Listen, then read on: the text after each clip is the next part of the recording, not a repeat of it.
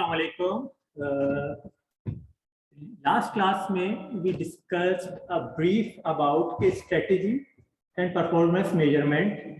उसमें क्या क्या चीज़ें आती हैं, किस तरह से हम चलते हैं, किस तरह से दुनिया इन्वॉल्व हो रही है, जिसमें हमने बहुत सारे कॉन्सेप्ट्स देखे थे। जैसा कि स्टार्टअप्स के हमने कॉन्सेप्ट देखे थे, हमने स्ट्रेटेजी में डिस्कस किया था how for example Airbnb is working for Uber, Careem, Airlift, SpaceX, Tesla. हमने बहुत सारी एग्जांपल्स लास्ट क्लास में डिस्कस की थी। Before we move on, I would just like if I can get quick response from online participant as well as जो हमारे साथ physical बैठे हैं, दोनों से कंफर्म करते हैं। How many of you did attend or watch the last lecture? So, देखा हुआ है, चलें डन हो गया।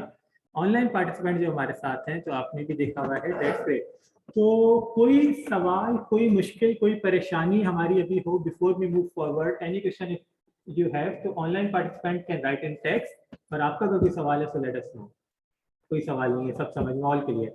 जैसे ऑल क्लियर में ना मैं यूजुअली कहता हूँ दो चीजें होती हैं, या तो सब सुपर से गुजर गया और बिल्कुल ही क्लियर हो गया, या समझ में आई थी बातें, कुछ समझ में आ रही है बातें। And I hope same is the case with online participants as well. Lecture started? Yes, it has started. हम अभी स्टार्ट किया हमने और हम इसको आगे लेके चलेंगे। But what I would want support from all of you, जो चीज मैं अपनी क्लास में लास्ट में रखता हूँ, जहां भी सवाल आए ना जहन में पूछे जरूर, डिस्कस जरूर करें, ताकि we can have a fruitful discussion and we can reach to a conclusion. अच्छा, सो अब सवाल आता है, हमने लास्ट क्लास में देख लिया था कि स्ट्रेटेजी क्या है, परफॉर्मेंस मेजरमेंट क्या है, ओवरऑल दुनिया कैसे इवॉल्व कर रही है, उसमें हम अपने आप को कहाँ देखते हैं। नाउ द क्वेश्चन अराइजेस कि हम इस कोर्स को किस तरह से लेके पढ़ेंगे। There are various ways to study any subject। हमने इसमें लास्ट टाइम ये भी डिस्कस किया था कि हमें पास्ट पेपर की लाजमी प्रैक्टिस करनी चाहिए, हमें 3 आवर्स एग्जाम सिमुलेशन भी करनी चाहिए, जो हम एक्चुअली 3 आवर्स में जा रहे हैं, रीडिंग टाइम भी होना चाहिए। But one thing which I firmly believe throughout my CA journey as well, जब मैंने भी सीए पढ़ा या सीए पास किया, जिस चीज ने मुझे बहुत हेल्प किया, विच आई थिंक कि हर सब्जेक्ट की ना आपके पास एक जगह होनी चाहिए जिसको आप अच्छी तरह से पढ़ें, rather than you keep out 5 different places। आप एक टॉपिक यहाँ से कर रहे हैं, यहाँ से कर रहे हैं, यहाँ से कर रहे हैं, और आखिरी दिन it's always become difficult for you to remember each and everything। So for this subject, how do I believe or how do I plan to take it कि हमें एक सब्जेक्ट चेंज हुआ है, आईकैप ने उसकी एक नई स्टडी टेक्स्ट दी है। दिस स्टडी टेक्स्ट में उसने काफी अच्छी तरह ना सिर्फ एक्सप्लेन किया, बल्कि उसके बाद क्वेश्चंस भी दिए हैं और उनके आंसर्स भी दिए हैं, so that when you study that chapter, by the end of the chapter you can also see कि आपको किस हद तक समझ में आया, किस हद तक बातें आ रही, and then we can see questions from other areas as well. For example ICW, ACCA और अदर जो प्रोफेशनल क्वालिफिकेशंस हैं उनके देख सकते हैं हम, आईकैप के सिमिलर पास्ट पेपर्स भी देख सकते हैं जो कि हमारा कॉन्टेक्ट सेम है, we can go to that as well. So what do I plan? I plan to take this subject from study text. All right. So what would I recommend all of you if you haven't gotten it yet? Online तो available, I think physical भी अब तक आ गई है, नहीं आई study text? Available है, but you can get it. You know how to get it. तो get it as early as possible. So हम क्या करेंगे, जब हम क्लास के अंदर डिस्कशन कर रहे होंगे, हम डिफरेंट एग्जाम्पल डिस्कस कर रहे होंगे, हम बातें कर रहे होंगे, what will we do? We will write on that book. We will write on that area. So that हमें इजीली याद रहे, जब हम आखिर में पढ़ रहे होंगे, जब हम आखिर में रिवीजन कर रहे होंगे, या जब हम साथ साथ पढ़ रहे होंगे, तो when we remember that example ना, आपको कोई एग्जांपल याद आती है, you can easily connect with that and that helps you a lot. तो हम इसको इस तरह से प्लान करेंगे, when you have that physical book, और अगर अभी नहीं हो तो कोशिश करें कुछ पेजेस का प्रिंट आउट ले लें and start writing on that. Alright, so अभी हम स्टार्ट करते हैं। अगर if you have the book that would be great, if you don't, no problem. जो चैप्टर 1 है वो बात करता है स्ट्रेटेजी के बारे में कि स्ट्रेटेजी क्या है। बट अगर मैं उस चैप्टर में जाऊं और उसके लर्निंग पॉइंट में जाऊं, उससे पहले मैं just from online participant as well as you, what do you think strategy is? हम बचपन से सोचते हैं उसकी ये स्ट्रेटेजी थी, क्रिकेट में भी स्ट्रेटेजी होती, क्या जहन में आता है स्ट्रेटेजी क्या है? सही है, सही है, how to plan to achieve a goal. ठीक है, any comment from online participants? What is strategy?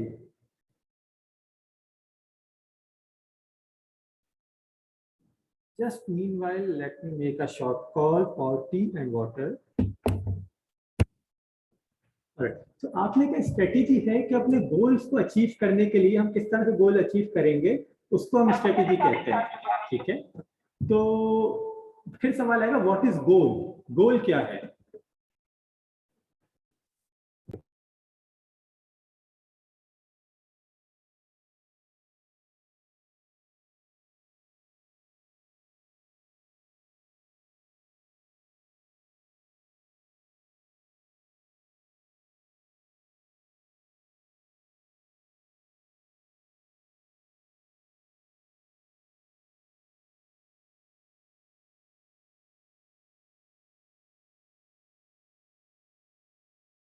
तो what is goal?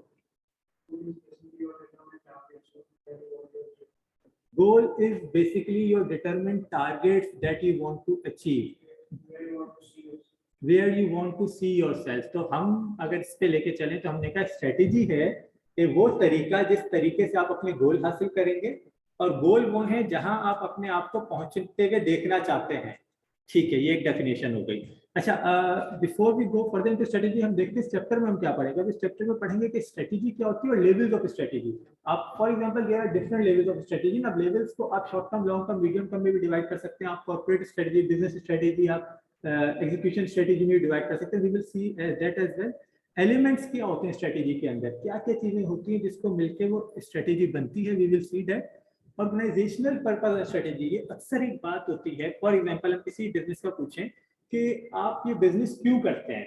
For example अगर मैं टेस्ला से पूछूं कि यार तुम कार्स क्यों बना रहे हो, टेस्ला इलेक्ट्रॉनिक कार्स क्यों बना रहे हैं, the one answer can be कि पैसे कमाने के लिए, but that is not the objective, that is the result.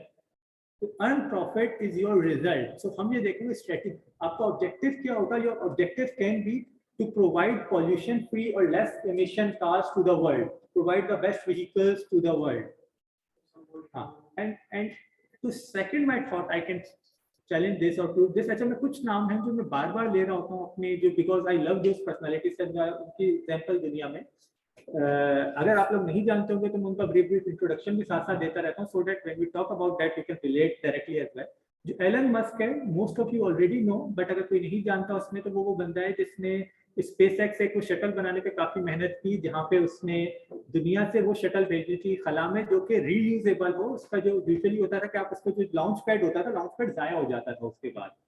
उसने अभी रिसेंटली वो एक्सपेरिमेंट किया है जिसमें फर्स्ट टाइम ऐसा हुआ है कि launch pad actually took the rocket to air और वहां से वो वापस आके लैंड हुआ, so it can be reused. जिससे वो क्यों उसने ऐसा किया, उसने इसलिए ऐसा किया कि हिज ऑब्जेक्टिव है, जो हम बात कर रहे हैं ऑब्जेक्टिव है कि मैं दुनिया को एक पैरेलल जगह दूं रहने के लिए, वो चाहे चांद पे हो, वो स्पेस में हो, दैट इफ दुनिया में कुछ हो और if you go there for luxury, आप स्पेस में चांद पे लग्जरी जाओ या एक पैरेलल वर्ल्ड हो रहने के लिए, जिसको करने के लिए बहुत जरूरी होता है क्या, आपकी कॉस्ट कम हो।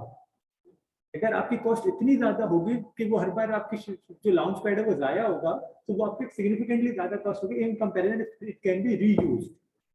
उसका एक ही ऑब्जेक्टिव है कि दुनिया को एक पैरेलल वर्ल्ड प्रोवाइड करना। इसी तरह जब व्हेन टॉक अबाउट उसकी दूसरी कंपनी है टेस्ला, उसमें जो उसका ऑब्जेक्टिव है कि एमिशन फ्री या लेस पॉल्यूशन वाली इलेक्ट्रॉनिक व्हीकल्स मुझे दुनिया को देनी है, जिसके लिए the thing which he does differently from other was जो कोडिंग होती है, जैसे माइक्रोसॉफ्ट की विंडोज है उसका एक प्रोग्राम है कोडिंग, इसी तरह जो इलेक्ट्रॉनिक मैन्युफैक्चरिंग की कोडिंग है उसने ना सिर्फ उसे ओपन सोर्स रखा कि सबके लिए मौजूद है, बल्कि उसे पेटेंट भी नहीं कराया। He allowed everyone to use that code। फिर उसने पेटेंट इसने क्या कराया हुआ है, उसने ये पेटेंट जरूर कराया कि ऐसा ना हो कि कोई उसके कोड को यूज करके उसी के खिलाफ ही पेटेंट कर दे कि वो ना यूज कर सके। तो उसने ठीक है अपने आप को प्रोटेक्ट किया हुआ है। But when interviewer asked him कि तुम एक कमर्शियल एंटिटी है ना, Tesla is a commercial entity और तुम वो बना रहे हो और तुम इसका कोड ओपन रख रहे हो, तो कोई भी कंपनी तुम्हारे कोड को कॉपी करके तुमसे बेहतर कार बना के मार्केट में ला सकती है, तो तुम इसको क्लोज कोड या पेटेंट क्यों नहीं कर रहे। अगर उसका ऑब्जेक्टिव सिर्फ पैसे कमाना हो, जो कि हम कहते हैं रिजल्ट है, तो he would have definitely done that। But what he responded that is not my objective। My objective is if someone can make a better car than me, I would be more than happy from this code। If someone can use my code and make a better car, so my objective is to provide the best car।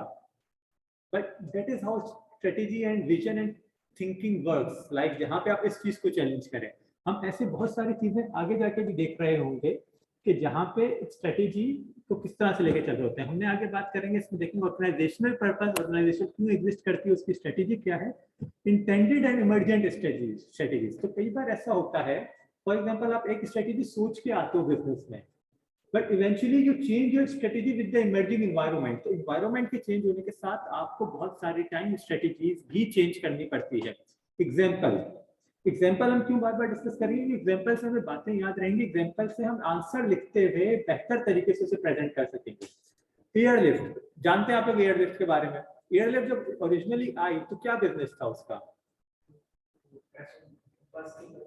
Posters या बस थी जिसमें उसने कहा कि उबर या Careem का alternative, Uber and Careem have become really expensive. आप यहाँ पे चीप राइड शेयरिंग सर्विस होगी। I have travelled couple of time और बहुत अच्छा था टू ट्रैवल विद इट कि आप AC before Covid pre Covid तो एसी इसके अंदर है। आप ऑफिस से मतलब दिल चाहता तो कई बार आप गाड़ी घर पे छोड़ के आप ऑफिस उसमें जाओ, आपको ना ड्राइविंग की टेंशन है, सुकून से seat by seat you sit on that and AC बेहतरीन एनवायरनमेंट।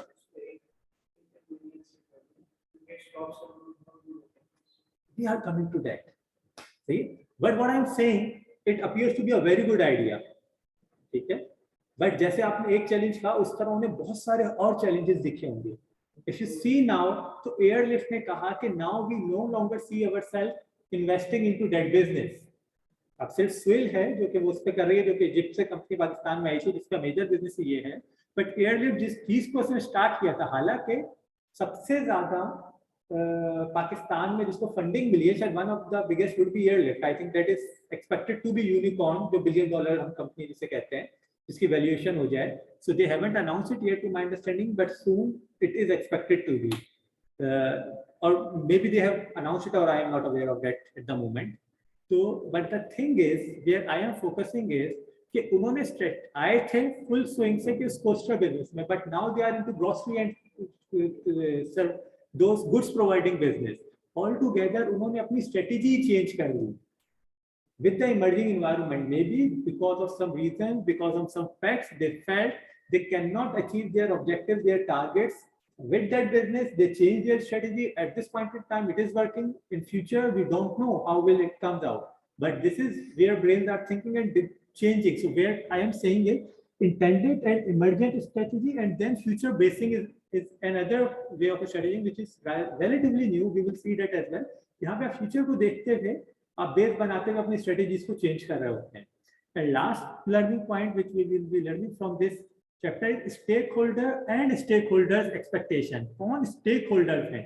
आप स्ट्रेटेजी किसके लिए बना रहे हो? अपने स्टेक होल्डर्स के लिए। तो स्टेक होल्डर कौन है? सबसे पहले आपका इन्वेस्टर आ जाता है, shareholder, but that is not your only stakeholder. Regulators are also stakeholder. आप इन्वेस्टर को बहुत अच्छा रिटर्न दे रहे हो बट आप रेगुलेटरी नॉन कंप्लायंस में जा रहे हो, आप इलीगल जा रहे हो, you can not do that business. Your employees are also your stakeholder. आप एम्प्लॉइज को ऐसी एक्टिविटीज में इंडल्ज कर देते हो जो कि एथिकल नहीं हो, प्रॉब्लम हो, employee will start saying against you.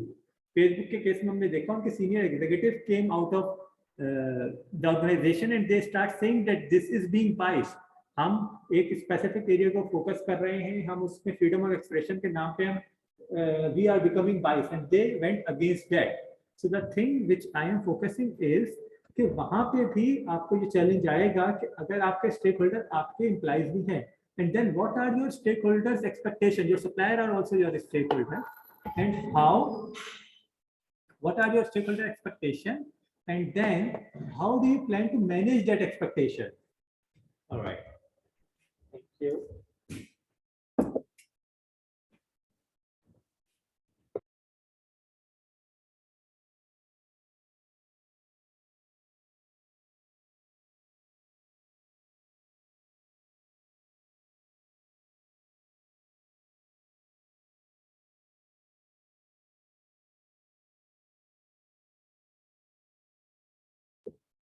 So, यहाँ तक कोई मुश्किल परेशानी सवाल है तो लेट मी नो।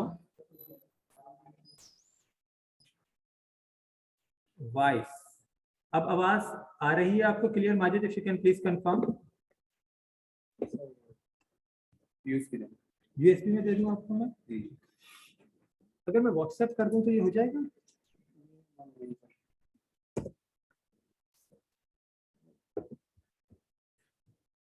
अच्छा, voice is clear now.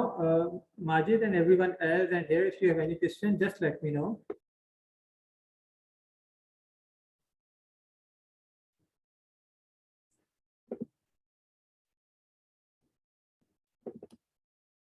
I have just shared the screen. If you can confirm, is it visible?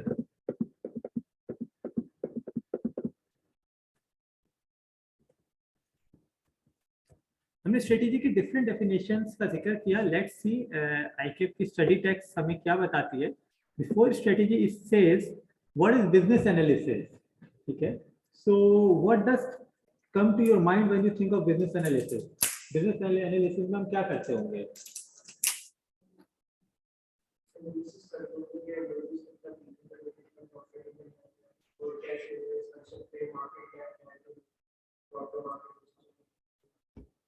सही है, तो आपने 3-4 चीजों पे फोकस किया. If we can highlight that कि बिजनेस नंबर 1 इटसेल्फ फिजिबल है या नहीं है, मार्केट क्या है, मार्केट कैसी है, मार्केट में डिमांड है या नहीं है, इट क्या हमें इस फर्दर बिजनेस में इन्वेस्ट करना चाहिए या नहीं करना चाहिए. That is the thing which you highlighted. So screen is also visible, that's great. If we see what does this definition specifically says, which I have shared on the screen as well, business analysis. अच्छा, शुरू में कुछ chapters में specifically जब हम strategy और major concept कर रहे हैं, we will go bit slow.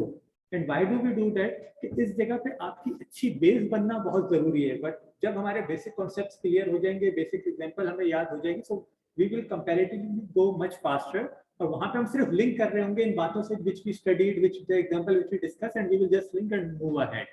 तो अगर आपको ऐसा लगे इस पोजीशन पे कि हम बहुत स्लो चल रहे हैं या बहुत तेज चल रहे हैं, either case you can let us know और लेट मी नो कि जहाँ पे आपको ये लग रहा हो कि यार हमें ये चीज इतनी सही तरह से क्लियर नहीं हुई, हम तेज हैं या स्लो हैं.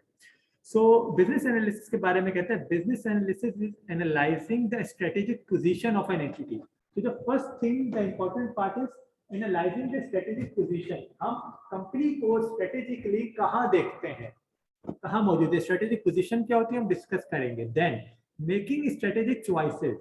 द सेकंड थिंग इज, पहले हमने स्ट्रेटेजिक पोजीशन देखी, फिर हम करेंगे strategic choices to decide where do we want to take our company and putting those chosen strategies into action.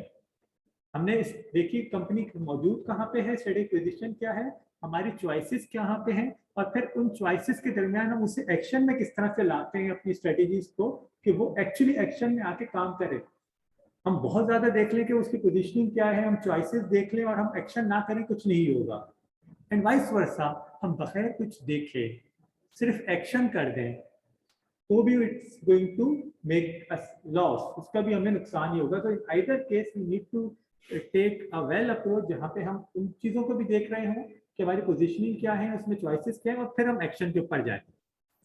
एक हमारे चैंडलर साहब हैं जो कि 1962 में स्ट्रेटेजी के बारे में कुछ कहते हैं, जिसको हम पढ़ते हैं again, the determination of the basic long term goals. So the important here is strategy को इसमें कहा कि strategy are long term goals. ठीक है, determination basic long term goals. आप लॉन्ग टर्म में अपनी ऑर्गेनाइजेशन को कहाँ देखना चाहते हैं, ये तो इस एक फोकस इसके ऊपर है.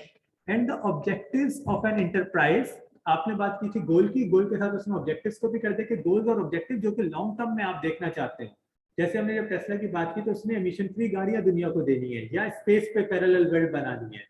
ऑलराइट, तो इसी तरह वो क्या देखना चाहते हैं. And the adoption of course of action, again ऊपर वाली बात है, आप कहाँ देखना चाहते हो, उसके लिए आप क्या कोर्स ऑफ एक्शन ले रहे हो, क्या आपने प्लान किया, how do you plan to achieve that objective. Alright, तो एक तो ये हो सकता है मैं कहता रहूं यार मैं अपने आप को सीए करता देखना चाहता हूँ, लेकिन ना मैं पढ़ाई कर रहा हूँ, ना मैं क्लासेस ले रहा हूँ, ना मैं तैयारी कर रहा हूँ, तो मैं कोई कोर्स ऑफ एक्शन नहीं ले रहा, बस मैं चाहता हूँ, so we want achieve it. तो दूसरी चीज है कि हम उसके लिए क्या कोर्स ऑफ एक्शन ले रहे हैं. And then allocation of necessary resources, that is very important. मैं सीए भी करना चाहता हूँ, मैं पढ़ना भी चाहता हूँ, लेकिन मैं टाइम तो दे ही नहीं रहा हूँ उसको. जो मेरे पास रिसोर्सेज हैं, ना मैं टाइम देना चाह रहा हूँ, ना मैं आईके की फीस देना चाह रहा हूँ, ना मैं पेन पेंसिल खरीदना चाह रहा हूँ, ना मैं किताबें लेना चाह रहा हूँ, रिसोर्सेज नहीं दे रहा. मैं कह रहा हूँ मेरे रिसोर्सेज मैंने कहीं और स्पेंड कर दिए, किसी गेम में, किसी और एक्टिविटी में, तो I won't be able to achieve those objective for carrying out those goals. तो यहाँ पे भी हमने 3 चीजें देखी. पहली चीज है basic long term goals and objective, number 1. Number 2, the choices you made to achieve those goals and objectives. ठीक है, that choices should be in line with your goals and objectives. That's very important. मेरा objective तो है CA करना, but मेरी choices जो है वो ये है कि साथ में मैं कह रहा हूँ मुझे सारे स्पोर्ट्स भी करने हैं, सारी दूसरों के साथ पार्टी भी करनी है, एक्टिविटीज भी करनी है, तो शायद मुश्किल हो जाए मेरा ऑब्जेक्टिव अचीव करना. ऐसा नहीं है कि मैं नहीं कर सकता, बाई चांस मैं फिर भी क्वालिफाई हो सकता हूँ, हो सकते हैं. कई बार ऐसा होता है ना, हम सोचते हैं यार ये पेपर तो पास हो ही नहीं सकता था, कैसे हो गया. ठीक है, सो होने को वो फिर भी हो सकता है, बट वहां पे there would be a chance, less chance. ठीक है, बट अगर मैं अपने चॉइसेस ऐसी बनाऊंगा जहां पे वो इन लाइन विद दैट होगी, तो there will be more chance. And then putting our resources into achieving those objectives, will make our strategy.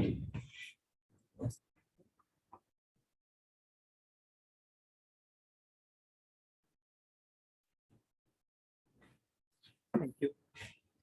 हम फिर आगे चलते हैं थोड़ा सा। उसने कहा कि आपको वो आगे जाके बताता है कि इसका मतलब क्या है, स्ट्रेटेजिक मैनेजमेंट आपको क्या चीज बताती है। आपको एक बात तो ये बताती है कि किस बिजनेस में इन्वेस्ट करना है। अगर मैं पाकिस्तान की हम बात करते हैं, पाकिस्तान को हिस्टोरिकली थोड़ा सा देखें, so Pakistan industry has majorly invested in agriculture और टेक्सटाइल। आपको हमेशा से बचपन से ही पढ़ते आ रहे थे ना कि पाकिस्तान एक ज़रूरी मुल्क है और एक टेक्सटाइल इंडस्ट्री। हम दूसरी तरफ हमने अपने आप को बढ़ाया ही नहीं आगे। हम स्ट्रेटेजी जिसकी वजह से, चाहे उस वक्त वो सही थी या गलत थी, बट अब हम देखते हैं तो it appears to be not a good strategy. आप एक पूरा शिप गंदम का भर के भेजें, उसकी निस्बत सिंगल एक कंटेनर मोबाइल फोन का हो, that mobile value of that mobile phone would be much more than that whole ship. ठीक है, तो क्वांटिटेटिव में तो हमने शायद बहुत ज्यादा अचीव कर लिया, but when it comes to value तो हम बहुत पीछे रह गए।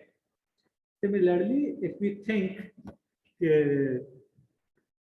सिमिलर एग्जांपल्स में कि बहुत सारे बिजनेसेस अब पाकिस्तान के अंदर अपने आप बेस बढ़ा रहे हैं। For example if you talk about Yunus brother group, originally it was only textile. Yunus textile थी, लकी टेक्सटाइल थी, गदुम टेक्सटाइल थी, इट वाज ओनली टेक्सटाइल।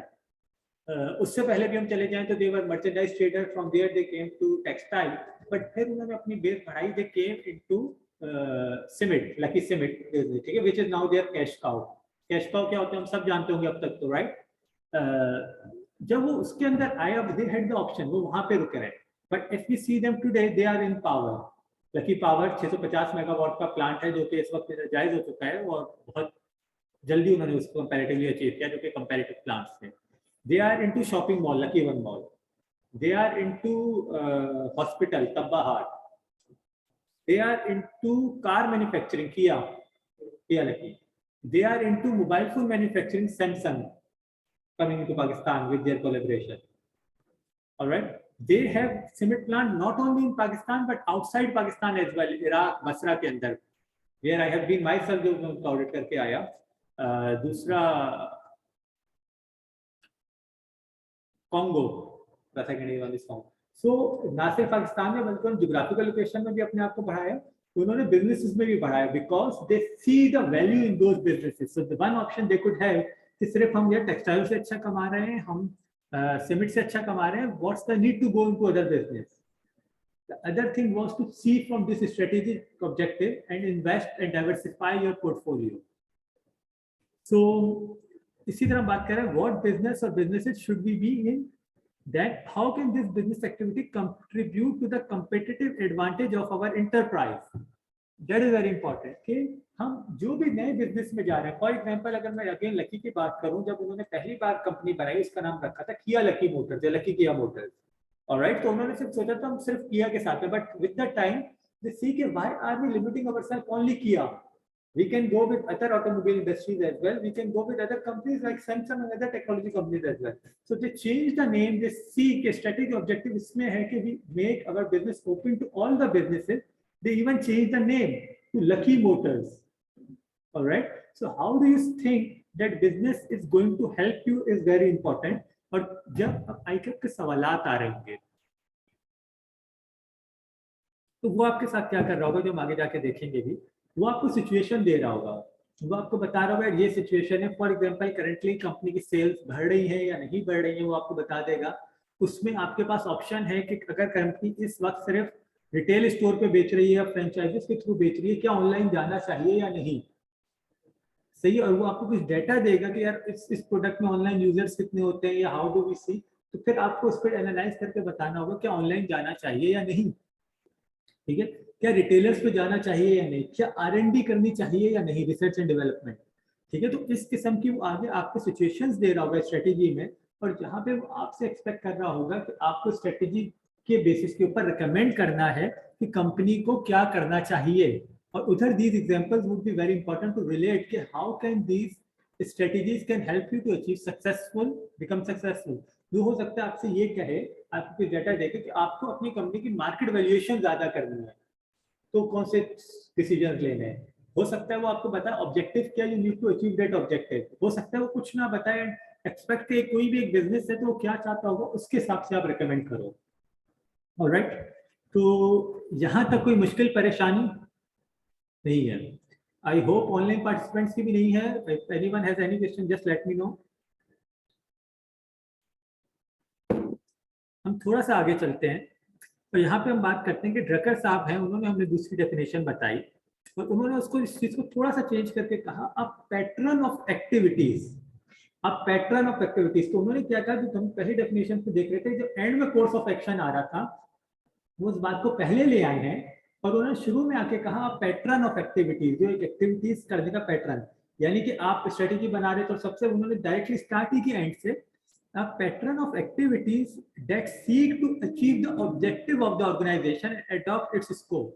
उसने उसको अदर वे राउंड कहा, उसने कहा यार कोई भी कंपनी जिस तरह से काम कर रही है, जो उसका पैटर्न है, in order to achieve the objective, जो कि ऑब्जेक्टिव है, और उसका जो स्कोप है वहां पे resources and operation to environmental changes in the long term. यहाँ पे एक और बहुत इंपॉर्टेंट चीज है कि इन्वायरमेंटल चेंजेस, जैसे हमने एयरलिफ्ट की बात की थी, airlift came with a ride hailing services, a shared ride hailing services. From there they altogether changed to supplying groceries and those stuff, all right। तो changing environment, they felt कि वो ride hailing service, जिस तरह आपने एक challenge बताया कि stops दूर दूर थे, they might have felt other challenges as well, and they felt this is not the business we see ourselves।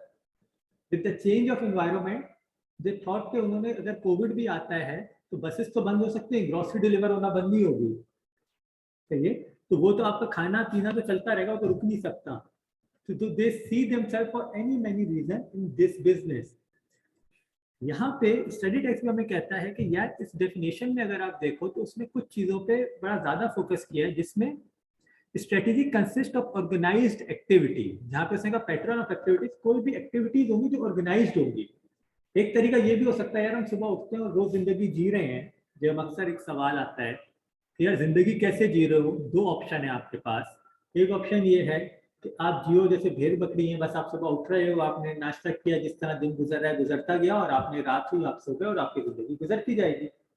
और दूसरा तरीका है कि you make your goals, you make your objectives and then you work to achieve those goals and objectives. और फिर आप अपनी routine को एंड एवरीथिंग को आप उस तरह से करोगे कि जिससे आप वो अचीव कर सको। आप इस वक्त क्लास के लिए बैठे हुए हैं इधर या ऑनलाइन, आप फॉर सम रीजन बैठे हुए हैं, आपने एक गोल बनाया कि हमें सीए करना है, हमें ये पेपर पास करना है, इसके लिए आपने अपना पैटर्न बनाया कि we have to study and now you are into action, you are achieving those goal. अगर ये आपका कंसिस्टेंट एक्शन रहेगा, जिस तरह का study consist organise activities, consistent organise, अगर आप कंसिस्टेंटली क्लासेस लेते रहोगे, वो जो भी सब्जेक्ट होगा, तो आप उस स्ट्रेटेजी को अचीव करने के लिए कंसिस्टेंट काम कर रहे होगे। The purpose of those activities is to achieve an objective.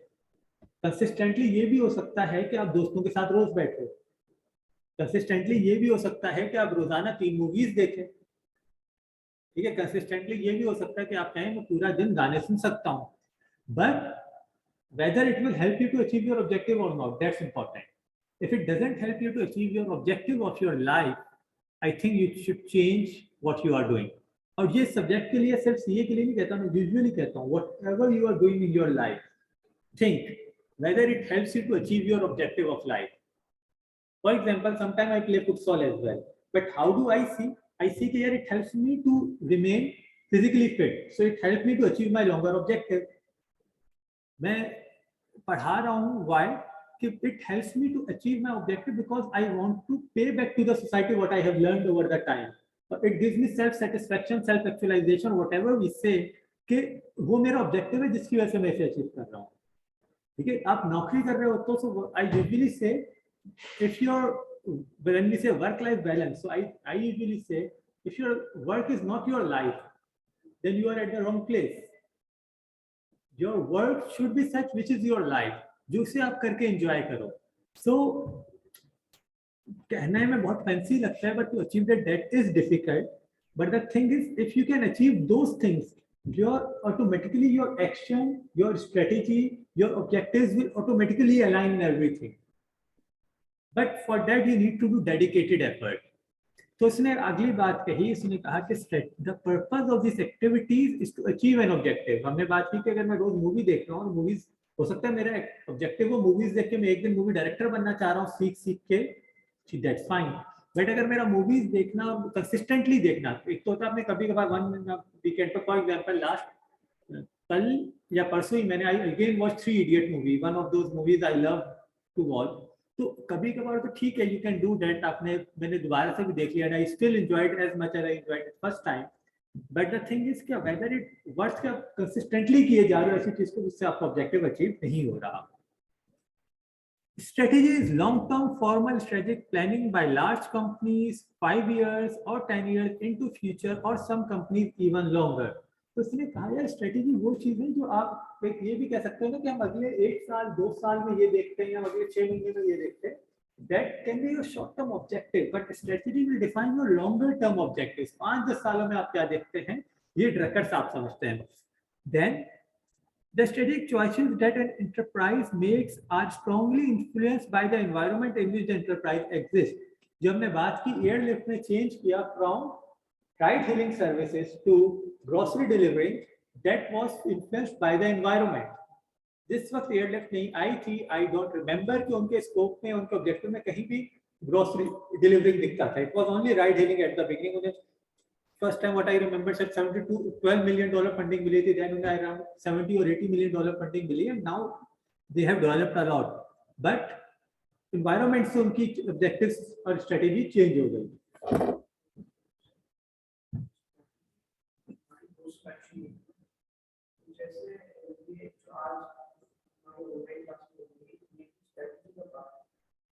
अच्छा yes, but इसको अगर मैं define करता हूँ ऑनलाइन क्लासेस को, हुआ क्या चेंज ऑफ इन्वायरमेंट हुआ था actually. If you go back, तो इससे पहले अगर हम 2 साल पहले जाते हैं भरी होती थी, या इवन फॉर एग्जांपल इससे पहले आई वाज टीचिंग पीसीएससी, तो उस केस में फिजिक्स अलाउ नहीं था वर्चुअल क्लासेस का, तो यही हॉल भरा हुआ पीसीएससी में मैंने लिया है। द थिंग वाज कि ठीक है उसमें 30 स्टूडेंट्स लिमिट होते, तो then we have to limit our classes subsequently, कि आपको एक इन्वायरमेंट चेंज होने से आपके गोल्स और ऑब्जेक्टिव चेंज हो, और जिसको अचीव करने के लिए आपको आपके गोल और ऑब्जेक्टिव सेम रहे। आपके गोल और ऑब्जेक्टिव क्या था, बच्चों तक तालीम पहुंचाना, बट आपका गोल ऑब्जेक्टिव सेम रहा, एनवायरनमेंट चेंज हो गया। Environment did not allow you to sit in classes in the same way any more.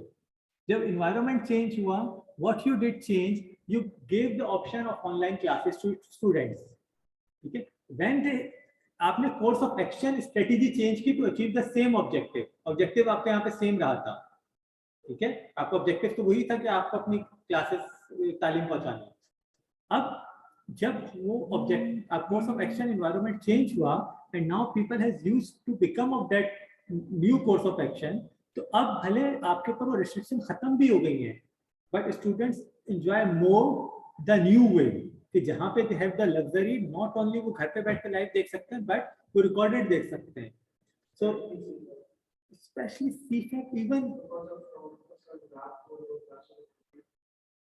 yeah, that's one thing। मैं अगर अपने बारे में बताऊं ना, when I used to study, मैं क्लास नहीं मिस करता था कुछ भी हो जाए। अच्छा, मैं बहुत कम पढ़ने वाले बच्चों में था, मैं वो उन बच्चों में था जिसने शायद कभी कोई पूरी बुक नहीं पढ़ी होगी सीए में।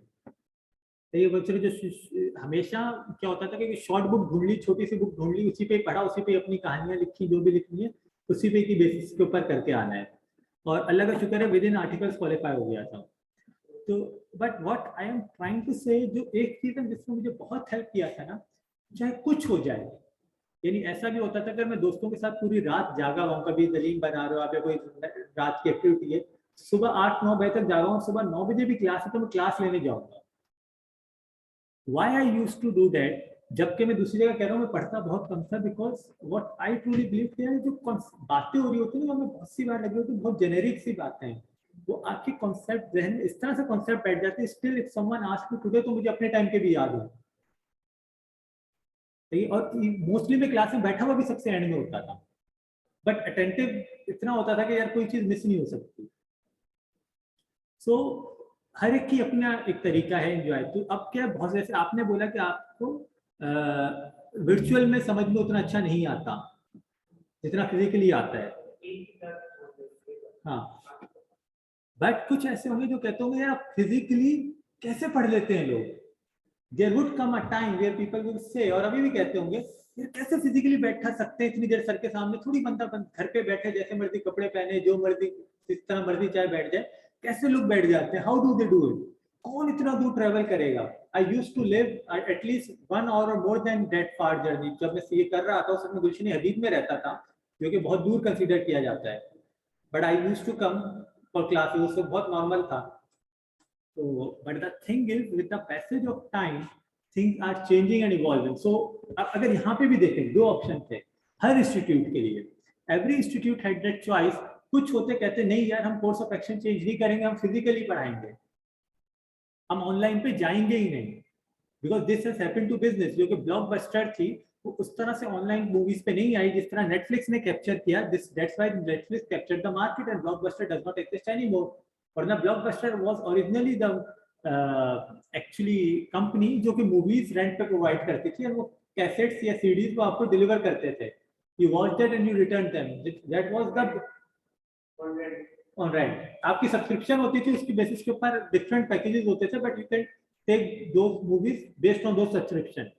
ठीक है, दैट वाज द कंपनी। जिस तरह अभी हम नेटफ्लिक्स कहते हैं ना, उसके साथ अमेजॉन प्राइम और कुछ और आ गए, but Netflix is the at the moment it's was Blockbuster used to be the movie providing company. उन्होंने अपने आप को अलाइन नहीं किया। इमेजिन एनी सी इंस्टीट्यूट और सिमिलर इंस्टीट्यूट जो कि इस वक्त कहे कि हम ऑनलाइन क्लासेस को ऑप्शन देंगे ही नहीं, where do you see that? ठीक है, सो they won't be able to survive because with the change of environment you have to change yourself, and that's what we are studying here कि environment change होने के साथ the environment is continually changing, which means that strategy cannot be rigid and unchanging.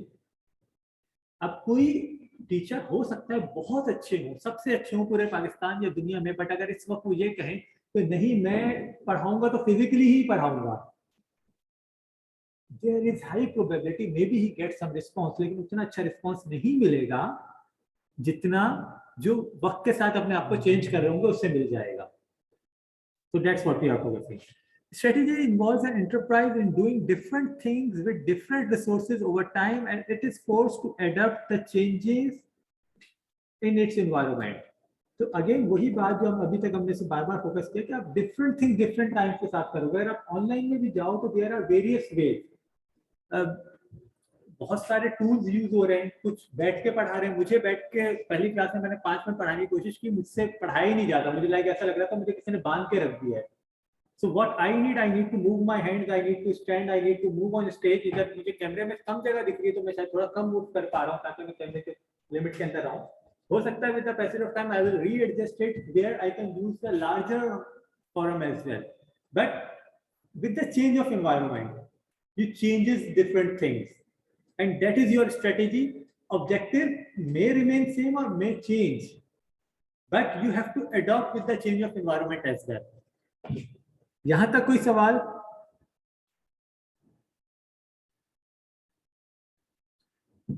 अगर हम कोई 5-year plan बनाते हैं किसी भी कंपनी का, consider of any company, give me example any name, कोई भी कंपनी का नाम ले, हम उसके ऊपर देखते हैं चलते हैं।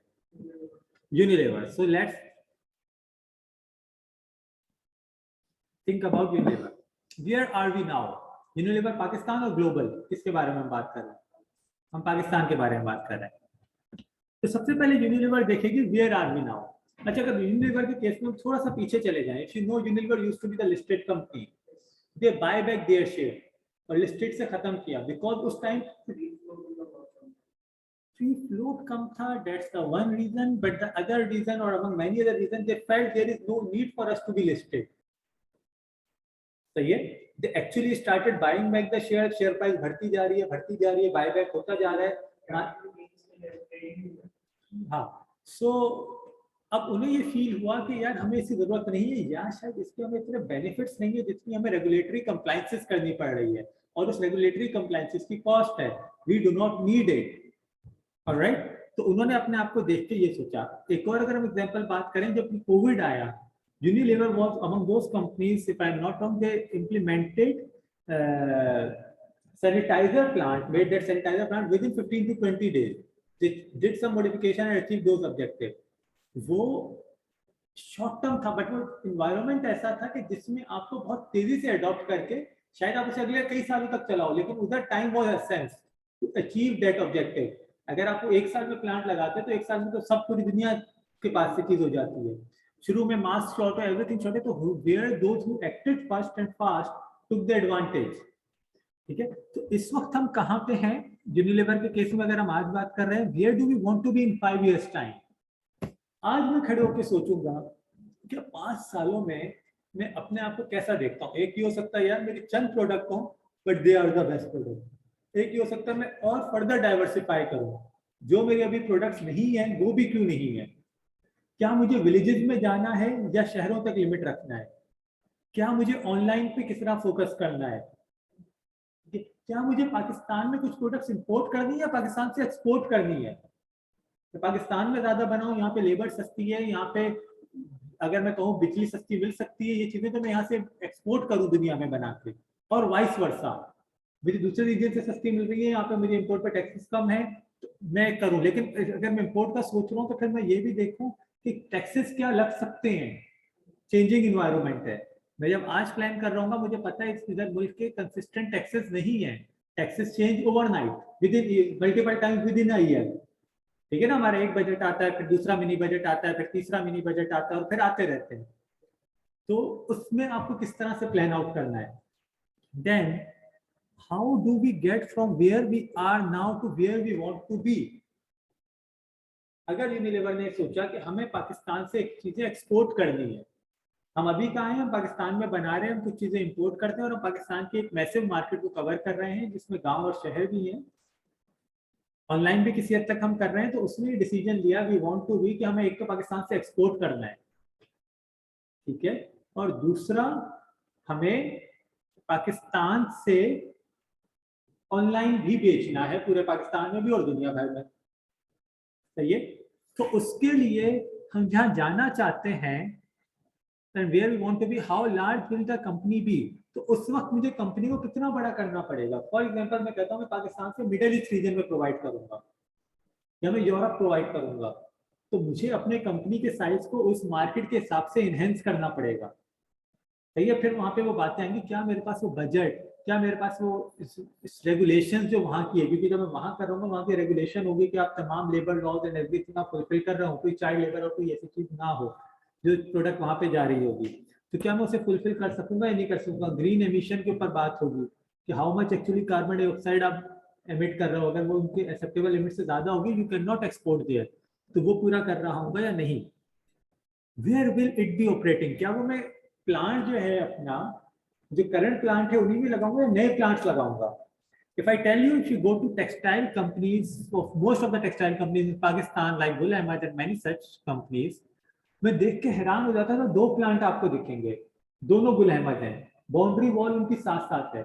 बाउंड्री वॉल के इधर देखोगे तो बिल्कुल ही अलग कंपनी दिखेगी, इधर देखोगे तो बिल्कुल ही अलग कंपनी। यहाँ देख रहे हो तो पान की पीके भी दिख रही हैं आपको, कचरा भी पड़ा हुआ है, एवरीथिंग बुरा हाल है। बट आप यहाँ देख रहे हो तो ग्रीन ग्रास है, हर चीज साफ सुथरी है। यहाँ तक भी होगा कि यहाँ पे लेबर को डबल ओवर टाइम भी मिल रहा हो या 1.5 टाइम ओवर टाइम मिल रहा हो, यहाँ पे नहीं मिल रहा हो। रीजन भी ये वो कंपनी है जो एक्सपोर्ट करती है।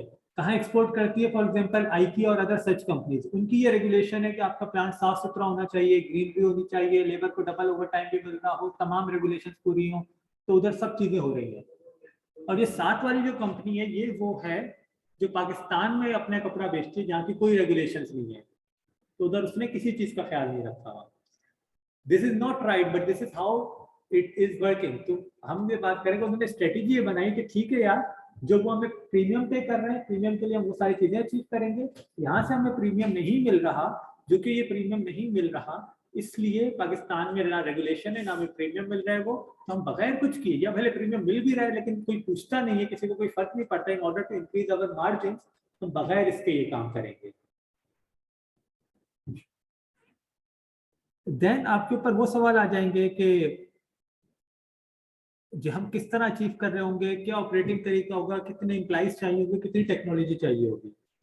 For example if you talk, जिस वक्त टोयोटा पाकिस्तान में लग रही थी, they had two options. Toyota company जो इंडस मोटर कंपनी, एक ऑप्शन वो है जो उन्होंने ऑप्ट किया कि हम पाकिस्तान में लेबर सस्ती है तो हम लेबर ज़्यादा लगा सकते हैं, हमें वो रोबोटिक्स वाली मशीन नहीं चाहिए जो कंपनी, आपने देखा ना बाहर कहते हैं बहुत कम लेबर है, 10-15 बंदे वाले कंपनी पूरी कार जो है वो मशीन से खुद बन रही है, तो खुद ही robots are doing each and everything. उस वक्त लगाते हुए उनकी स्ट्रेटेजी में ये आया हमें इसकी जरूरत नहीं है, हमारे लिए ये लेबर ये काम करेंगे, लेबर आर चीप और उसी से हम गाड़ियां बनाएंगे। आज हम देखते हैं कि had they chosen other option, यहाँ पे वो रोबोटिक्स यूज किए होते, they might have been exporting cars to other countries, जिस तरह वियतनाम या दूसरी कंट्रीज हुए कि उन्होंने क्या किया, उन्होंने they expand heavily in those machinery, Thailand for example, और उन्होंने अपनी उस कंपनीज की इतनी प्रोडक्शन की, जैसे पाकिस्तान में आज आप कार बुक करना चाहो टोयोटा या होंडा, यूजुअली 4-6 महीनों की वेटिंग होती है, आप आज बुक करने जाओ 6 महीने बाद मिलेगी, मतलब व्हाट द हेल इज के आप ये बोले मैं आज बुक कर रहा हूँ 6 महीने में गाड़ी बनने का वेट करूंगा। बट अगर आपने शायद अपनी कैपेसिटी इस तरह से बनाई होती, क्योंकि ह्यूमन की limited capacity, machine can work much faster, और आपने वो शायद उस स्केलिंग पे गए होते हैं जहां आपने रोबोटिक्स यूज की होती, तो पाकिस्तान में तो गाड़ी ना सिर्फ फॉरन अवेलेबल होती बल्कि आप एक्सपोर्ट भी कर रहे होते, we might have turn into exporting countries जहां से दूसरी रीजन में जा रहे होते। बट उस पॉइंट इन टाइम पे हमने स्ट्रेटेजिकली इस चीज को फोर्सी नहीं किया, या शायद that was not our objective, तो आज हम वो चीज अब करना मुश्किल है।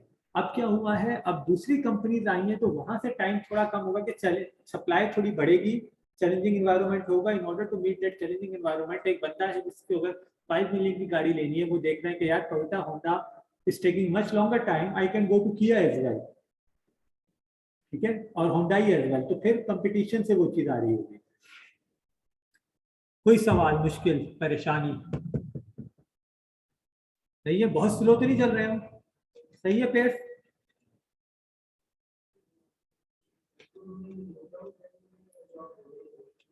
अच्छा, ये एक अच्छा सवाल है, एग्जांपल्स हम नोट डाउन कर लें या जो आप बोलेंगे वो। यार व्हाट आई वुड सजेस्ट कि छोटी छोटी बातें ना लिखते जाओ।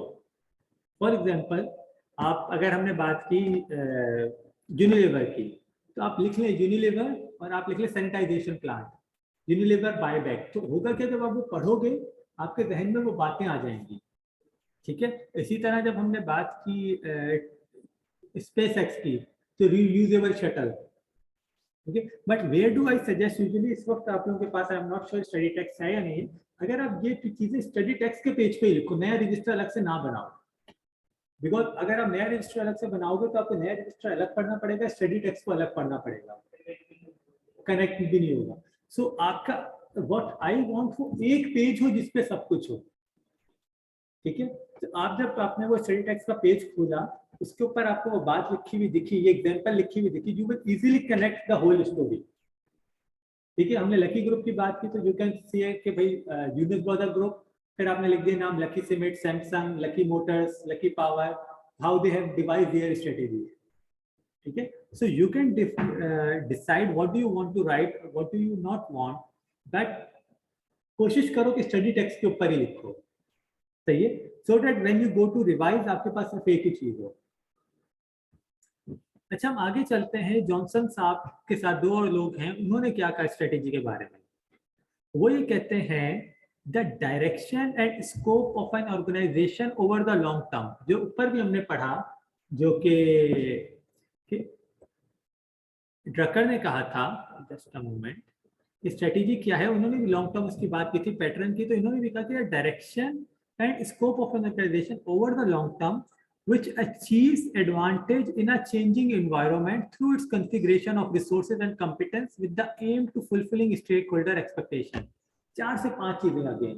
अच्छा, ये ना बड़ी इंपॉर्टेंट चीजें होती है टू रिमेम्बर। अक्सर ये सवाल आता है, सर हम याद कर लें या रट्टा लगा लें या समझ लें, तो पहले तो समझना है, रट्टा लगाना तो ऑप्शन है ही नहीं, बट फिर क्या याद रखना है, ये की पॉइंट्स याद रखने हैं, जबकि आपको अगर यहाँ पे एक्सप्लेन करने होंगे, you will use such words जिससे आपकी बात कन्वे हो जाएगी। आपने लिखना अपने लफ्जों में, आपने लिखना वो है जो वो पूछेगा कि अहमद ने क्या कहा, ये अहमद को क्या करना चाहिए, तो आप अहमद का नाम ले लेके बताओगे अहमद को ये करना चाहिए, ठीक है। वो रिकमेंड पूछेगा तो आप रिकमेंड करोगे, वो एनालाइज पूछेगा तो आप उस सिचुएशन को एनालाइज कर दोगे।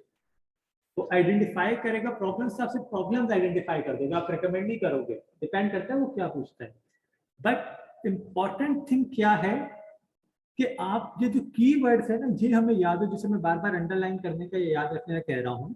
इस केस में direction and scope of organization over the long term, तो लॉन्ग टर्म में डायरेक्शन और स्कोप क्या है, number one thing. Achieve advantage in changing environment. Changing environment अगर आप देखें ना तो हर जगह आ रहा है, क्योंकि environment is one thing which is consistently changing. तो उस चेंजिंग इन्वायरमेंट में आप किस तरह एडवांटेज हासिल करोगे। सही है, एयरलिफ्ट के एग्जांपल में बार बार देता हूँ, चेंजिंग इन्वायरमेंट में दे वेंट टू ग्रोसरी, कि उन्होंने दे फेल्ट कि यार हम ज्यादा दिन अभी कोविड जैसे बिजनेस बंद करें, हम ग्रोसरी में चले जाएं, this is the right time to move there. अगर वो नहीं गए होते तो शायद मे बी वो सर्वाइव ही नहीं कर पाते उस वक्त, क्योंकि जो स्विल थी वो इजिप्शियन कंपनी थी, वो पहले से ही बैकिंग थी, पहले से एक एस्टेब्लिश बिजनेस था। Airlift was a totally new startup, they did not have that much support, ठीक है, उन्हें initial funding, seed capital funding मिल गई थी, बट वो उतने मजबूत नहीं थे। Then third thing is configuration of resources and competence with the aim to fulfilling stakeholder expectation। तो किस तरह से यूज किया, उनके पास एक अमाउंट थी, उनके पास फंडिंग थी, रिसोर्सेज थे, उन्होंने उसको इस तरह से कॉन्फ़िगर किया जिससे उन्हें लगा कि वो स्टेक होल्डर की एक्सपेक्टेशन को ज्यादा पूरा कर सकेंगे। दो ऑप्शन, बंद करके वेट करें कब बसें दोबारा खुलेंगी, या एक नए बिजनेस पे चले जाएं, and if that is performing well, stake holder expectation पूरा कर रहा है, continue it.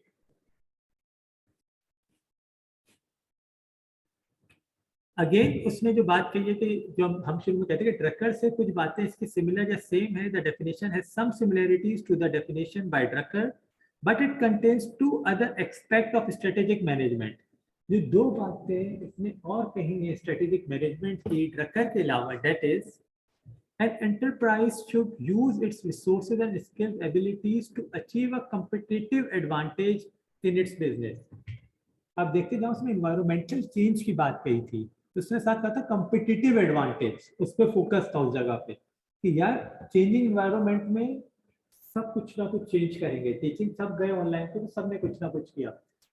Who does the first, ठीक है, किसने बेहतर इक्विपमेंट लिए कि आवाज सही जा रही है, वीडियो सही दिख रही है, स्क्रीन सही शेयर हो रही है, ग्लिचेस कम आ रहे हैं, कम्पिटिटिव एडवांटेज। कितने बेहतर तरीके से मैसेज कम्युनिकेट हो पा रहा है, क्या ये कह दिया कि सिर्फ ऑनलाइन, या दोनों ऑप्शन दे दिए कि ऑनलाइन और physical, whatever you want, hybrid, these all are things among those। competitive advantage is achieved by doing something better and more successful than any competitor can do। ठीक है, तो अगर हम ऑनलाइन टीचिंग की बात कर रहे हैं फॉर एग्जांपल, तो उसमें किसने सबसे पहले किया, कुछ इंस्टीट्यूट होंगे जिन्होंने क्लासेस कुछ टाइम रोक दी होंगी, ठीक है, कुछ ने नहीं रोकी। किसने कितने बेहतर तरीके से किया, ऐसा तो नहीं है कि आवाज ही नहीं आ रही है, ऐसा तो नहीं है कि बंदा ही नहीं दिख रहा है, सिर्फ बोलते हुए दिख रहा है। For example I have seen few lectures online जहाँ पे सिर्फ प्रेजेंटेशन दिख रही है और बंदा नहीं दिख रहा।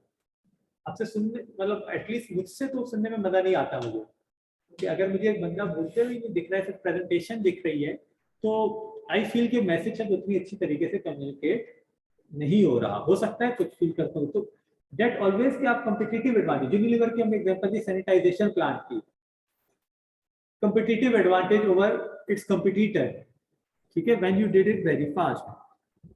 The second thing, it is often assumed that the main objective of a company should be to maximize the wealth of its stakeholder। Johnson stated the objective of an entity should be to fulfill stakeholders expectations। That's the difference जो मैंने बात शुरू में भी जिक्र किया था जिस चीज का, कि हम अक्सर सोचते हैं कि maximize the wealth is objective, but इधर ये कह रहा है कि स्टेक होल्डर की जो एक्सपेक्टेशन है to fulfil that is objective. Sir ये दोनों अलग बातें कैसे हुई, ये अलग है या नहीं है, व्हाट डू यू थिंक, है नहीं लग रही, तो आपको कैसे सेम लग रही है, और अगर ये नहीं लग रही तो खुद से क्यों नहीं पूछा था जब तक मैंने नहीं पूछा। ओके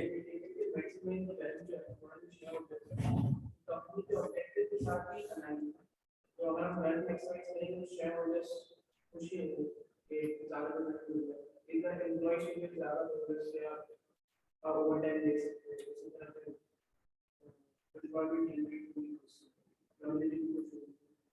कंपनी साथ में समझ गया मैं आपकी बात। स्टेक होल्डर कौन कौन होते हैं?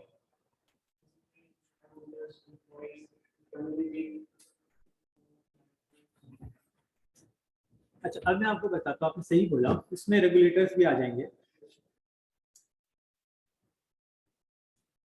थिंक ऑफ अ कंपनी जो कि स्पेशली वेस्टर्न कंट्री कंपनीज, आप उसे बोलो यार मैं आपको बेहतरीन प्रॉफिट कमा के दूंगा, लेकिन आप मुझसे ये नहीं पूछो मैं लेबर के साथ क्या सलूक करूंगा, मैं उसे पैसे दूं ना दूं, तनख्वाह चाइल्ड लेबर हो नहीं हो, जितनी पॉल्यूशन करूं ना हो, आपको इससे फर्क नहीं पड़ना चाहिए। Will he agree? Usually because their expectation is कि हमें अर्न तो करना है, बट हम चाइल्ड लेबर भी ना हो, पॉल्यूशन भी ना हो, वो सारी चीजें भी हो रही, because they can not survive. उनका रेगुलेटर उन्हें मारेगा अगर उन्होंने ऐसी जगह से चीजें खरीदना है जहाँ पे ये पूरी नहीं हो रही है। One thing. अच्छा, फिर मैं आता हूँ शेयर होल्डर। मैं बहुत बेहतरीन कमा के दूंगा मैं, लेकिन एम्प्लॉइज को अनएथिकल एक्टिविटी करवाऊं, मैं भले रिश्वत दूं, मैं जो मर्जी उनसे करवाऊं, आप मुझे कुछ नहीं पाओगे। ठीक है, देन थिंक ऑफ इसी तरह से जो हमने बात की कम्युनिटी रेगुलेटर, बहुत अच्छा कमा के दूंगा, मैं टैक्सेस चोरी करूंगा। सही। आई लव द स्टेटमेंट जो बार बार मुझे याद आती है, जब नासा जो है was planning to send a man to moon, जो कि नील आर्मस्ट्रांग कहते हैं, the first man who reached the moon. I don't remember the exact name, but I think it was Abraham Lincoln, American president, was visiting the NASA. He saw a sweeper mopping the floor when he was entering the premises. He asked the sweeper, "What are you doing?" What was his response?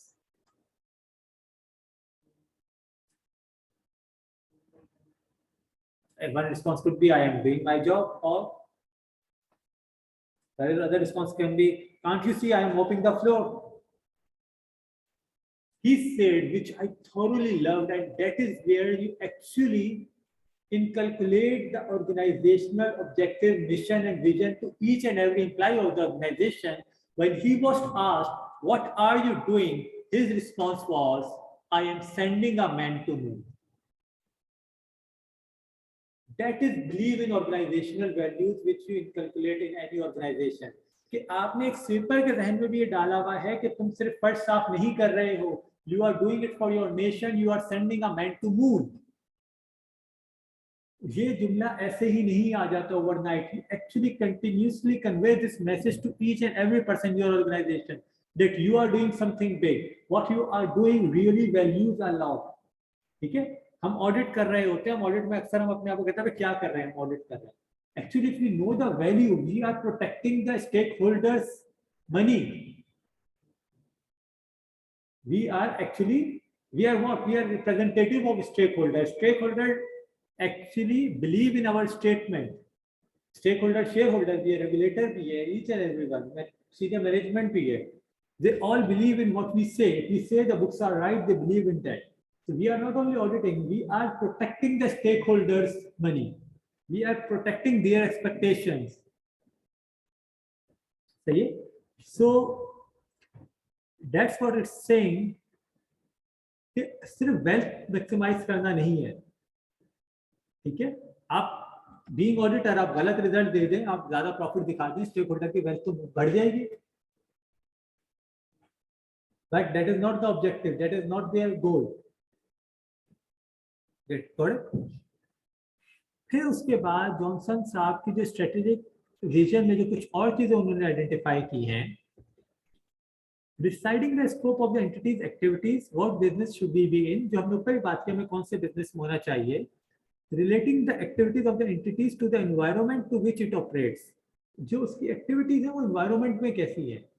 हम physical class की बार बार बात कर रहे हैं, अगर इस environment में कोई इंस्टीट्यूट सिर्फ ये कहे कि हम सिर्फ फिजिकल क्लासेस देंगे, तो वो मोस्ट प्रोबेबली फिट इन नहीं हो पाएगा। ensuring that the entity has the resource capability to operate in its selected areas of activity. This means making sure that entity has enough employees with right skill, access to sufficient raw material, and other supplies through equipment, IT, and so on. IKEA का result ना आज से 5-10 साल पहले जब हम जब भी चेक करते थे वेबसाइट डाउन होती थी, अब आई थिंक नहीं होती, अब भी कभी कभार हो जाती है। ठीक है, इसी तरह FBR का पोर्टल जब भी हम लास्ट डे सबमिट कर रहे होते हैं रिटर्न, वो डाउन होता है।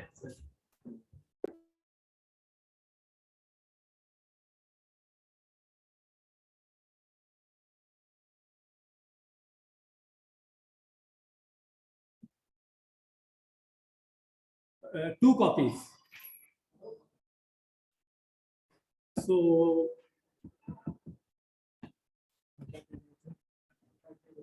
IKEA वेबसाइट फॉर एग्जांपल अभी भी आप बता रहे हैं कभी कभी FBR पे हम ये कहते हैं ये लास्ट डेट है, इस डेट पे तुम लाजमी रिटर्न भरना है, नहीं भरोगे तो हम डेट एक्सटेंड नहीं करेंगे, बट आपकी वेबसाइट डाउन हो जाए। ठीक है, तो क्या आप जो अचीव करना चाहते हैं उसकी कैपेबिलिटीज भी है या नहीं है? But one thing here I must admit with respect to FBR as well as IKEA, it has improved a lot from it used to be. तो उन्होंने अपने इंफ्रास्ट्रक्चर को उन्होंने कहा कि हमें लास्ट डे पे लिमिट करना है। फॉर एग्जांपल FBR के केस में last time I was doing it on the last और एज वेल, अपने आखिरी होता है ना, लास्ट मोमेंट में कर रहे होते तो अपना रिटर्न भी, अपने घर वालों के रिटर्न भी आप आखिरी मोमेंट पे कर रहे हो, but it work, it was working, which was a big change for me. वरना ये होता था लास्ट दिन वेबसाइट बैठी हुई, हम हमेशा हर बंदा ये कहता था तो वेबसाइट बैठी हुई, how can you say it's last date and you will not extend. तो आप जब ये कह रहे हो मैं डेट एक्सटेंड नहीं करूंगा, तो क्या आपके पास वो कैपेबिलिटीज हैं? आपने बहुत सारी बार देखी होंगी ऐसी वीडियोस, देख मैं देख के हैरान भी रह जाता हूँ। सेल लग गई है किसी बड़े ब्रांड पे, और जैसे ही उन्होंने गेट खोला है वो आवाम का एक समंदर बाहर खड़ा हुआ है जो धक्के दे रहा है, और कई ऐसी वीडियोस आई जिसमें वो गेट तोड़ के अंदर दाखिल हो गए। ठीक है, तो आपने ऐसी अनाउंसमेंट तो कर दी, but you didn't actually put into action के वो स्टेप्स जिससे वो नहीं हो, ऐसी एक्टिविटी ना हो। क्या आप कर सकते थे डिफरेंटली? आप मे बी एक छोटा सा पैसेज बनाते जो कि घूम घूम के आ रहा है, जिस पैसेज में लाइन बाय लाइन लोग खड़े हुए, ताकि आप सिर्फ लाइन खोलते और लोग अंदर आते। अच्छा, बट वो चीज मिस हुई। ठीक है, इसी तरह से आप जो भी आप अगर आप लास्ट डे रिटर्न करो तो आप उस दिन अपना जो है, जो भी डेडिकेटेड सर्वर्स हैं जो भी आप यूज करो, उनकी you need to enhance its capacity. तो चाहे थ्रू आउट द ईयर के लिए करो या उस ईयर आप बाय करो कहीं से, रेंट पे लो, whatever you do, but if you want to achieve something you need to have sufficient resources for that. उसका पेनिट्रेशन टेस्टिंग भी करो कि एक्चुअली क्या होता है सर्वर डाउन होने की वेरियस रीजंस में, कि कुछ हैकर्स हैं जो कि आपके सर्वर पे कंटिन्यूअसली हिट करना शुरू कर देंगे, और वो एक सेकंड में मिलियंस ऑफ टाइम हिट कर रहे होंगे। तो वो मिलियंस ऑफ टाइम हिट कर रहे होंगे, तो जो दूसरे यूजर जो कि जेन्युइन यूजर्स होंगे उनके पास वेबसाइट डाउन आ रही होगी। But what do you do? आप ऐसे टूल्स इंप्लीमेंट करते हैं जो ऐसे यूजर्स को, ऐसी आईपीस को पकड़ के रिस्ट्रिक्ट कर देंगे। वो समझ जाएंगे कि ये ह्यूमन ही यूज कर रहा है। जो अक्सर नहीं आता है कि वो अल्फाबेट पे आप करो या report I am not a report, तो क्यों होता है? वो इसीलिए होता है कि ऐसे यूजर्स को एक्सक्लूड करने के लिए कि जो सेम बार बार हिट कर रहे हैं। But there are other tools as well जहाँ पे आप ऐसे लोगों को रोक दो। तो क्या आपके पास वो कैपेबिलिटी भी है कि आप उस चीज को एश्योर कर सकें जो आप चीज अचीव करना चाहते हो? आप ऑनलाइन सेल करना चाह रहे हो, लेकिन आपकी वेबसाइट ऐसी है जो बार बार डाउन रहती है, कौन आपकी वेबसाइट पे आएगा? आज भी आप पीआईए की वेबसाइट पे जाओ और आप एमिरेट्स की वेबसाइट पे जाओ या इत्तेहाद या कतर एयरवेज की, you see a drastic difference. PIA की वेबसाइट पे सिलेक्शन इतनी बुरी होती है व्हेनेवर आई डू, कि वो आपको स्टेप्स ही ऐसे हैं कि मजा ही नहीं आएगा। आपका दिल होगा कि यार क्या मुसीबत है। वेयर है, जब आप एमिरेट्स पे एक दो बार सर्च करो, अगली बार तो कुकीज से आपके खुद ही इंफॉर्मेशन पूरी उठा रहा होगा, डेट्स एंड एवरीथिंग, और मच बेटर वे में आपको यूजर फ्रेंडली वे में शो कर रहा होगा। तो आपकी वेबसाइट कैसी है? Allocating resources to different business activities, that's very important. मुझे ये भी डिसीजन लेना होगा कि यार ठीक है आपने को वेबसाइट बहुत अच्छी है, लेकिन कितने रिसोर्सेज किस जगह पे लगाने हैं, where how do I strategize कि एक मुझे रिसोर्सेज लगाने, अगर मुझे फिजिकली गुड पहुंचाने, मुझे ऑनलाइन पे भी जा रहा हूँ तो मुझे हो सकता है इंडिविजुअल घरों पे, पहले तो क्या था सिर्फ वेयर हाउस पहुंचाना होता था या रिटेल स्टोर पहुंचाना होता था, बहुत बड़ी क्वांटिटी में चले गए। अब क्या मुझे घरों पे डिलीवरी मेरी अपनी टीम खुद कर रही होगी? या मैं किसी डिलीवरी कंपनी से कॉन्ट्रैक्ट करूंगा कि मैं ये काम आउटसोर्स कर दूंगा और सिर्फ पर ऑर्डर उससे दूंगा, उसकी कैपेसिटी, उसकी स्पेशलाइजेशन है, तो कितने रिसोर्सेज मुझे लगाने हैं? क्या वरना तो ये होगा मैं हजारों या सैकड़ों बंदे हायर कर लूंगा जिनका काम सिर्फ डिलीवर करके आना होगा, उनकी बाइक्स लेना एंड एवरीथिंग, गुड्स, ट्रक्स, या मैं कॉन्ट्रैक्ट करूंगा, तो मुझे कितने रिसोर्सेज किस चीज में लगाने to decide that. Providing a high level strategic framework for more detailed decision making at an operational level, ये बड़ा इंपॉर्टेंट है। हम स्ट्रेटेजी को ना हमेशा ऑपरेशन से दूर रखते हैं। हम कहते हैं ऑपरेशन कौन है? जो जूनियर स्टाफ से सुपरवाइजर या जो फ्लोर पे खड़ा है वो उस वक्त कर रहा होगा। कि स्ट्रेटेजी कौन है? कि जो कि सीनियर मैनेजमेंट बोर्ड लेवल पे स्ट्रेटेजी डिसाइड कर रही होगी। But the thing which we miss is how if they both are not connected, they won't work in the same direction. आप समझ लो, बोर्ड बहुत अच्छा स्ट्रेटेजी बना रही है लेकिन जो जूनियर स्टाफ है या जो फ्लोर पे उसको वो स्ट्रेटेजी तक कम्युनिकेट ही नहीं हो रही है फ्रेमवर्क बन के, तो वो किस तरह से उसको इम्प्लीमेंट करेगा? जहां पे मैंने कहा कि वो बंदा जो पोचा भी लगा रहा है वो ये कह रहा है I am sending a man to moon, वो उस तक फ्रेमवर्क के थ्रू कम्युनिकेट हुई है, कैलकुलेट हुई है उसके अंदर।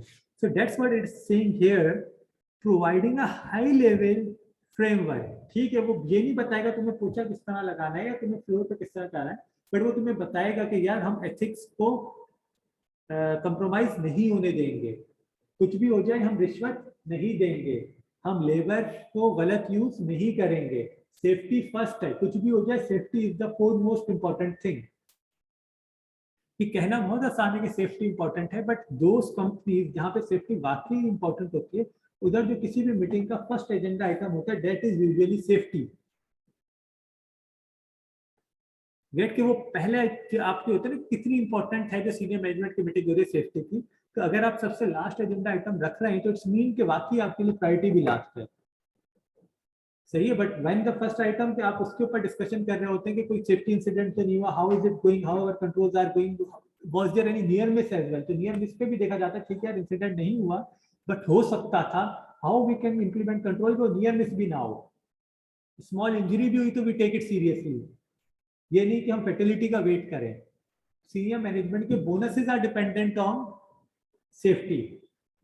तो ठीक है यार, कंपनी जो हम बात कर रहे थे स्टेक होल्डर एक्सपेक्टेशन, भले जितना अच्छा प्रॉफिट दे दो, बट अगर आपने सेफ्टी स्टैंडर्ड पूरे नहीं कर सके, वहां पे स्कोर 0 हो गया, तो वो that is actually multiplier effect. तो अगर उसका स्कोर सेफ्टी का 0 हो गया तो that multiplies 0 with any number, your bonus would be 0। So that's where everyone will ensure कि we achieve those objectives. Safety is also our objective. Company जितनी अच्छे कमा रही है लेकिन अगर हादसात में लोगों की मौत हो रही है उस कंपनी में, you are not achieving the objective. Deciding the long term, reflecting the value and expectation of individual in the position of power within the entity, deciding the long term direction that entity should take, in many cases implement change within the entity so that it adapts successfully to its changing environment. आखिरी तीनों चीजें वही हैं जो हम already ऊपर cover करते आ रहे हैं कि आपको किस जगह पे expectations, values expectation of the individual in position of power with in the entity. तो आपकी जो position of power senior management है, जिसके मैंने अभी बोनस की भी एग्जांपल की, आप उनको अपनी वैल्यूज कैलकुलेट करें जहां पे वो उस चीज के बेसिस के ऊपर डिसीजन मेकिंग हो सके in line with your objective, and then comes the long term direction the entity should take.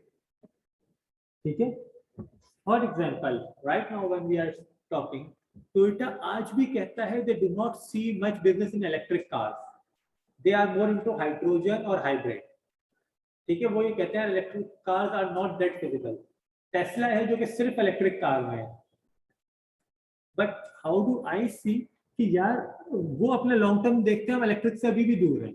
Toyota for 10-15 और maybe longer period was the biggest company of the world, Toyota. ठीक है, उसकी market capitalisation, market valuation 300 to 400 billion dollar थी, and no company was near to it. But last class में जैसे हमने discuss किया कि टेस्ला ईवी में आके जो कि टॉप 10 में भी नहीं आती थी, suddenly came it's alone value उन रिमेनिंग 10 की कंबाइंड वैल्यू से ज्यादा है। अगेन वो समझ रहा अभी मेरा बिजनेस बेहतर है, वो उसी स्ट्रेटेजी पे जा रहा है।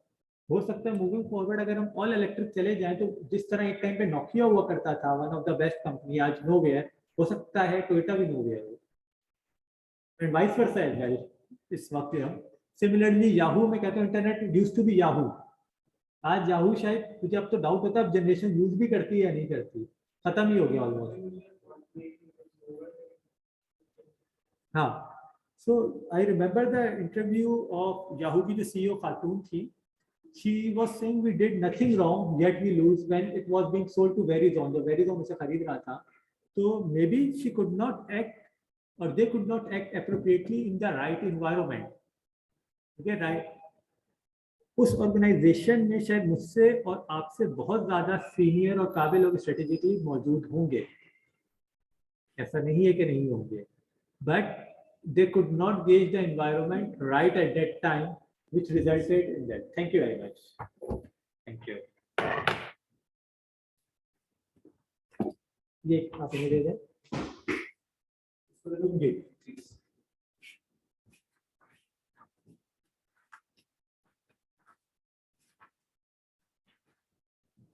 Moving forward, यहाँ तक कोई मुश्किल परेशानी सवाल है तो पूछ सकते हैं आप, ऑनलाइन पार्टिसिपेंट भी, और आपका भी कोई सवाल है जस्ट लेट मी नो।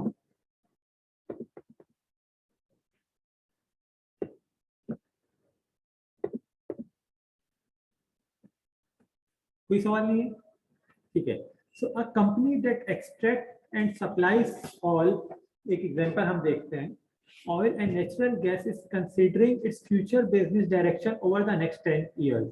एक कंपनी है जो कि ऑयल और नेचुरल गैस सप्लाई करती है, वो अगले 10 सालों में सोच रही है कि हम अपने आप को कहाँ देखते हैं। It is aware that these resources, यार आप रीड करोगे दोस्त थोड़ा सा तेज आवाज में मेरे लिए, और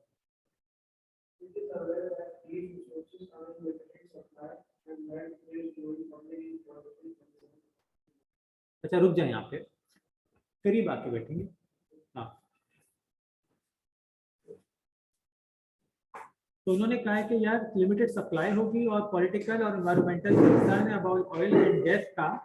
अब आगे तेज आवाज में, the companies board, the company's board of directors might agree on the following broad strategy. The company will continue to extract oil and natural gas, but it will also invest heavily in the production of energy from renewable energy sources such as wind and sea. The move into energy from renewable sources recognizes the profitability that public and political pressure will grow for restrictions on the use of non-renewable energy sources and for protection of the global environment. Change is therefore essential for long-term survival. The strategic plan should also provide for the resources required to achieve the company's goals. Important resources for the chosen plan will include exploration rights, access to pipelines, and other methods of transporting energy to users and expertise in wind and wave power technology. A decision must be made about how many resources, including money, should be invested in each business activity. This will depend partly on the strategic vision of the board of directors and the directions they think that the company should be taking. What proportion of its total energy sources in Canada can come from wind and wave power, and to what extent will the company still be relying on oil and natural gas?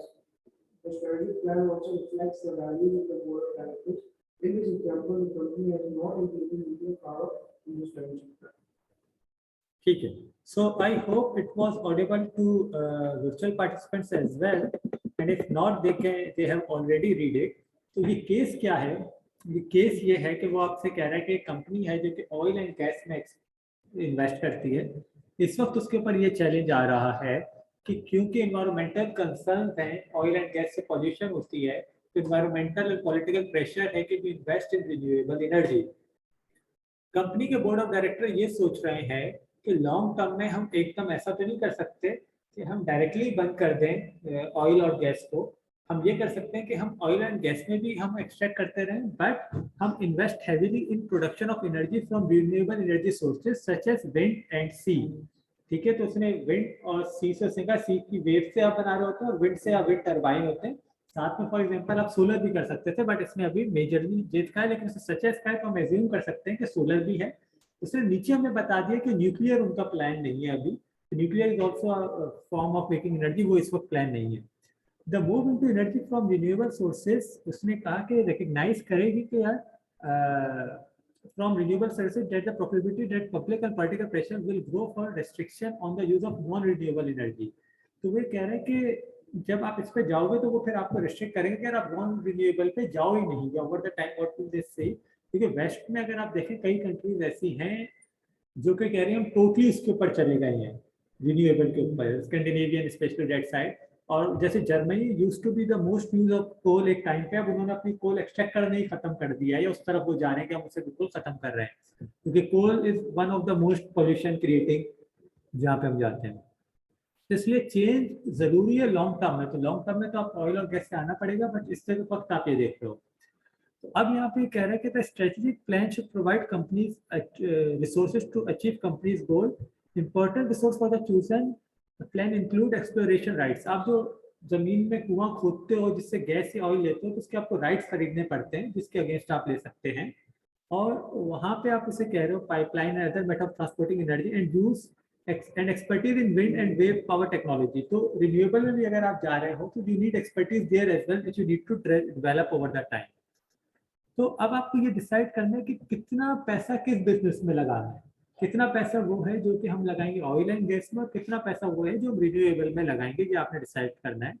इसलिए आपका जो plan है वो कि board of directors जो सोच रहे हैं इस वक्त, that company should be taking what proportion of its total sources in 10 years time will come from wind and power and what extent will be relying on oil and gas, जो हमने बात कही। The strategic plan should also reflect the values of board of director. In this example, the company is not including nuclear power in strategic plan. अच्छा, before we go into specific this case, मैं एक similar आपको case और बताता हूँ Qatar का recently. If you know about OPEC, OPEC है oil producing and exporting countries, जो कि मेजरली सऊदी अरब और गल्फ की कंट्रीज हैं। फिर एक OPEC प्लस भी आता है जिसमें कुछ एक्स्ट्रा कंट्रीज, अफ्रीकन कंट्रीज भी आ जाते हैं। Then Russia also become part of that, and then they decide कि दुनिया में क्या ऑयल की प्राइस होनी चाहिए। और वो एक क्या, हम एक्चुअली प्राइस से ज्यादा they decide the output of oil, कि हम कितना आउटपुट ऑयल का देंगे, जिसकी बेसिस के ऊपर प्राइस डिटरमिन हो रही होती है based on supply and demand. जब कोविड नया नया आया था, आप लोगों ने शायद सबने सुना हो कि ऑयल प्राइस नेगेटिव भी चली गई थी। तो उसमें क्या हुआ था कि उनका आपस में कंसेंसस नहीं हुआ था और दोनों ने मार्केट को फ्लड कर दिया था विद द ऑयल। सऊदी अरब ने भी, रशिया ने भी, उन्होंने उस पर कंसेंसस, उनका एग्रीमेंट खत्म हो रहा था, उन्हें री एग्री करना था, उन्होंने नहीं किया। फिर दोनों ने सप्लाई बहुत बढ़ाई, तो हुआ ये कि वो प्राइस जो है 60-70 से गिर के 30-40-20 10-12 पे आई। तो एक दिन ऐसा भी आया था पर्टिकुलर कि वो for some minutes price negative territory में अप टू -$37 पर बैरल। यानी ये था कि आप एक बैरल ऑयल भी लोगे और $37 भी आपको मिलेंगे, ऑयल भी आपको मिलेगा और $37 भी पर बैरल मिलेंगे। Most of the people were unable to think कि ये कैसे हो सकता है। सिर्फ उस एग्जांपल को मैं थोड़ा सा क्लियर करता हूँ, फिर हम यहाँ पे आते हैं। हुआ क्या था, अगर आप देखोगे तो वो आपने सुना होगा यूएस शेल रिजर्व या यूएस में जो ऑयल एक्सप्लोरेशन है, बहुत मल्टीपल किस्म की ऑयल एक्सप्लोरेशन होती है। एक तो वो होती है जो कि समंदर के साथ है, शिप्स हैं, तो बहुत इजीली आप वहां से एक्सट्रैक्ट करके आप ले सकते हैं। अच्छा, मोस्टली जो है आपने सुना होगा मर्केंटाइल एक्सचेंज, जहाँ पे ट्रेडर ऑयल खरीद और बेच रहे होते हैं। ठीक है, उनको अब ट्रेडर जो ऑयल खरीद और बेच रहा है उसे ऑयल चाहिए नहीं।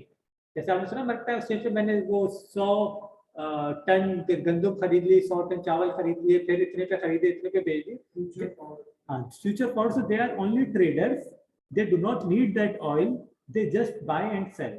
तो there was would be a person जो कि ये सोच रहे थे कि यार $20 का हो गया, 20 से सस्ता क्या होगा। वो और गिरा 10 का, उसने का फौरन बेच दो यार, ये ना हो कि ये और सस्ता हो जाए। 10 पे गया, 10 वाले ने किसी और ने खरीदा, उसने 10 से सस्ता क्या होगा। 10 पे जब गया, फाइनली किसी ने कहा यार ये तो और गिर रहा है, 5 पे, 5 पे बेच दो। 5 पे गया तो 0 का फ्री का मिल रहा है, किसी ने फ्री का ऑयल मिल रहा है, इसमें क्या मेरा लॉस हो सकता है, मेरा तो लॉस ही नहीं है, कुछ पैसे ही नहीं दूंगा मैं। अच्छा, जो अगर if you no oil trading ये होती है फ्यूचर में। फ्यूचर से क्या मुराद है, फॉर एग्जाम्पल आज हम जनवरी में हैं, तो प्रोबेबली आज या कल के दिन में फरवरी की ट्रेडिंग बंद हो रही होगी, बंद होगी। अब जो लास्ट सौदा हो सकता है फरवरी के मंथ का, वो आजकल में फॉर एग्जाम्पल होगा, एग्जाम्पल ले लेते हैं कि 10 जनवरी को होगा, उसके बाद फरवरी के मंथ का सौदा नहीं हो सकता। ठीक है, फिर आएगा मार्च का सौदा। तो अब जो फरवरी की, अब लास्ट डेट आ गई है, फॉर एग्जांपल हम उस पर चले गए। अब अगर आपके पास है ये, आपने खरीदा हुआ है, तो आपके लिए जरूरी होगा कि आप उसको ऑनर भी करें अपने डिसीजन को, ठीक है। तो आपके लिए इंपॉर्टेंट होगा, आप ये नहीं कर सकते कि आप डिसीजन को ऑनर ना करें, कि अगर आपने कहा है कि मैं एक बैरल की डिलीवरी लूंगा तो आप जाके लेनी होगी, वरना आपका राइट कैंसिल हो जाएगा, आप ब्लैक लिस्ट हो जाओगे। अब जब टाइम खत्म होने वाला है, आखिरी चंद घंटे या मिनट्स रह गए हैं, अब वो लोग ये परेशान है कि यार ये तो कोई खरीद ही नहीं रहा है मुझसे, फ्री का भी नहीं ले रहा है कोई। तो उसने कहा कि यार मेरे पास तो वो कैपेसिटी नहीं है कि मैं यूएस में जाके उस कंपनी से वो ऑयल रिसीव कर सकूं, उसके लिए ट्रक लेना वो तो वही मुझे बहुत महंगा पड़ जाएगा। और ऐसा नहीं हो सकता मैं वो कहीं भी फेंक दूं, क्योंकि रेगुलेशन के तहत मुझे वो कोई मुझसे खरीदे, वरना तो मैं उसकी स्टोरेज कॉस्ट कैसे पूरी अदा करूंगा। उसने कहा यार मैं -$2 भी देने को तैयार हूँ कोई ले ले मुझसे। और वो होते होते फाइनली कोई खरीदने को तैयार था, फाइनली वो -37 तक गया, ठीक है। So that's how world change, it has never seen negative territory before, किसी ने सोचा भी नहीं था कि ऑयल नेगेटिव टेरिटरी में भी जा सकता है, but this is what happened. Finally over the time दोनों को अकल आई, या दोनों ने सोचा कि उससे पहले अमेरिका कहता था कि सप्लाई बढ़ाओ, प्राइसेस कम करो। That was the time Trump started saying कि भाई सप्लाईज कम करो, तुम पूरी दुनिया की इकोनॉमिक्स को तबाह कर रहे हो, ठीक है। बट देन टाइम्स केम जहाँ पे उन्होंने कंसेंसस किया, फिर अब दोबारा से प्राइसेस बढ़ रही है, जो कि अब $70-75 पे भी आ गई, तो 80 तक भी पहुंच गई थी, फिर थोड़ी सी रुकी, जिसकी वजह से पाकिस्तान में भी ऑयल महंगा हुआ, शोर होता है और सारी चीजें। Second example, Qatar. Qatar use to be the member of that OPEC.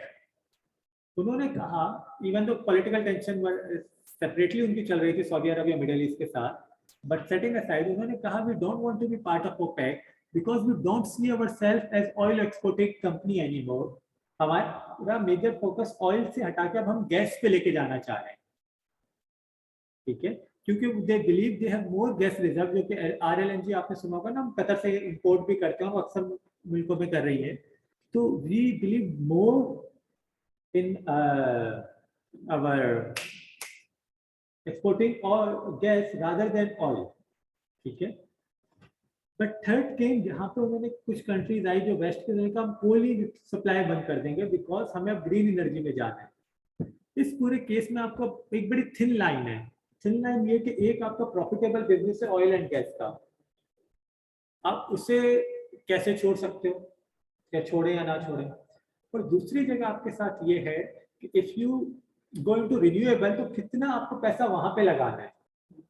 अच्छा, इस केस में उसने एक आपको जस्ट एग्जांपल देके छोड़ दिया है दैट यू डिसाइड, क्योंकि उसने आपको एग्जैक्टली नंबर्स नहीं दिए हैं, ठीक है। एग्जाम के केस में हो सकता है कि वो आपको एक शॉर्ट पीएनएल बना के भी दे देंगे, करंट पीएनएल ये है, करंट बैलेंस शीट ये है, करंट आपके पास अवेलेबल लाइन ऑफ रिसोर्सेज ये है, एंड देन यू डिसाइड।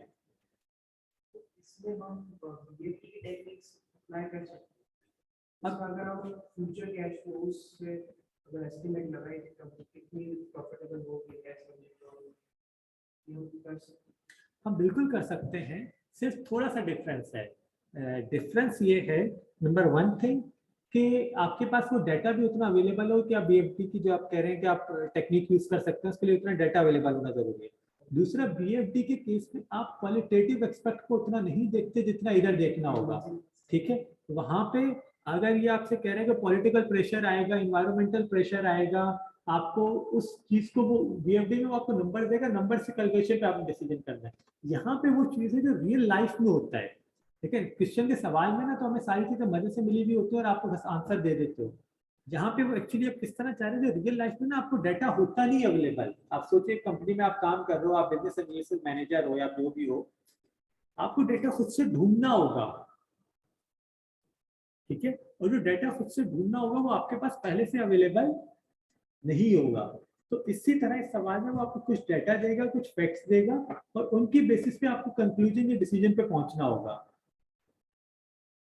तो ये इस केस में अगर हम अपेरेंटली देखते हैं जिस तरह पॉलिटिकल प्रेशर और वो बातें बता रहा है, तो most probably we will go कि हम अपने रिसोर्सेज आहिस्ता आहिस्ता शिफ्ट करेंगे उस तरफ, और इस तरह करेंगे कि हम उसे सस्टेनेबल रिन्यूएबल पे ले जाएं।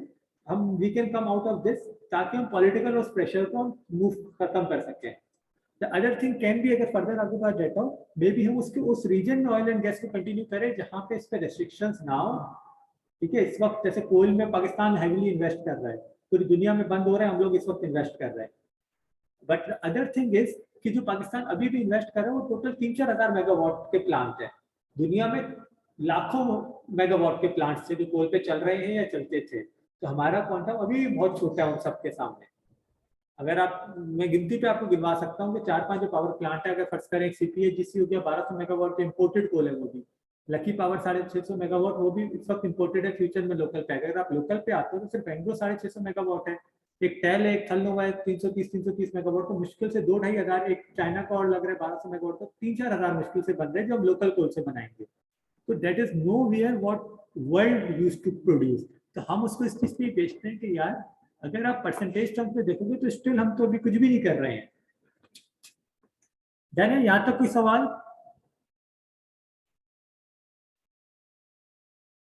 के अच्छा, हमारे पास अराउंड 10 मिनट्स हैं, हम थोड़ा सा लेवल ऑफ स्ट्रेटेजीज को डिस्कस कर लेते हैं and then we will conclude our class.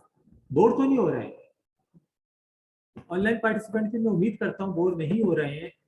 सो कोई सवाल, मुश्किल, परेशानी हो, you can always right in chat.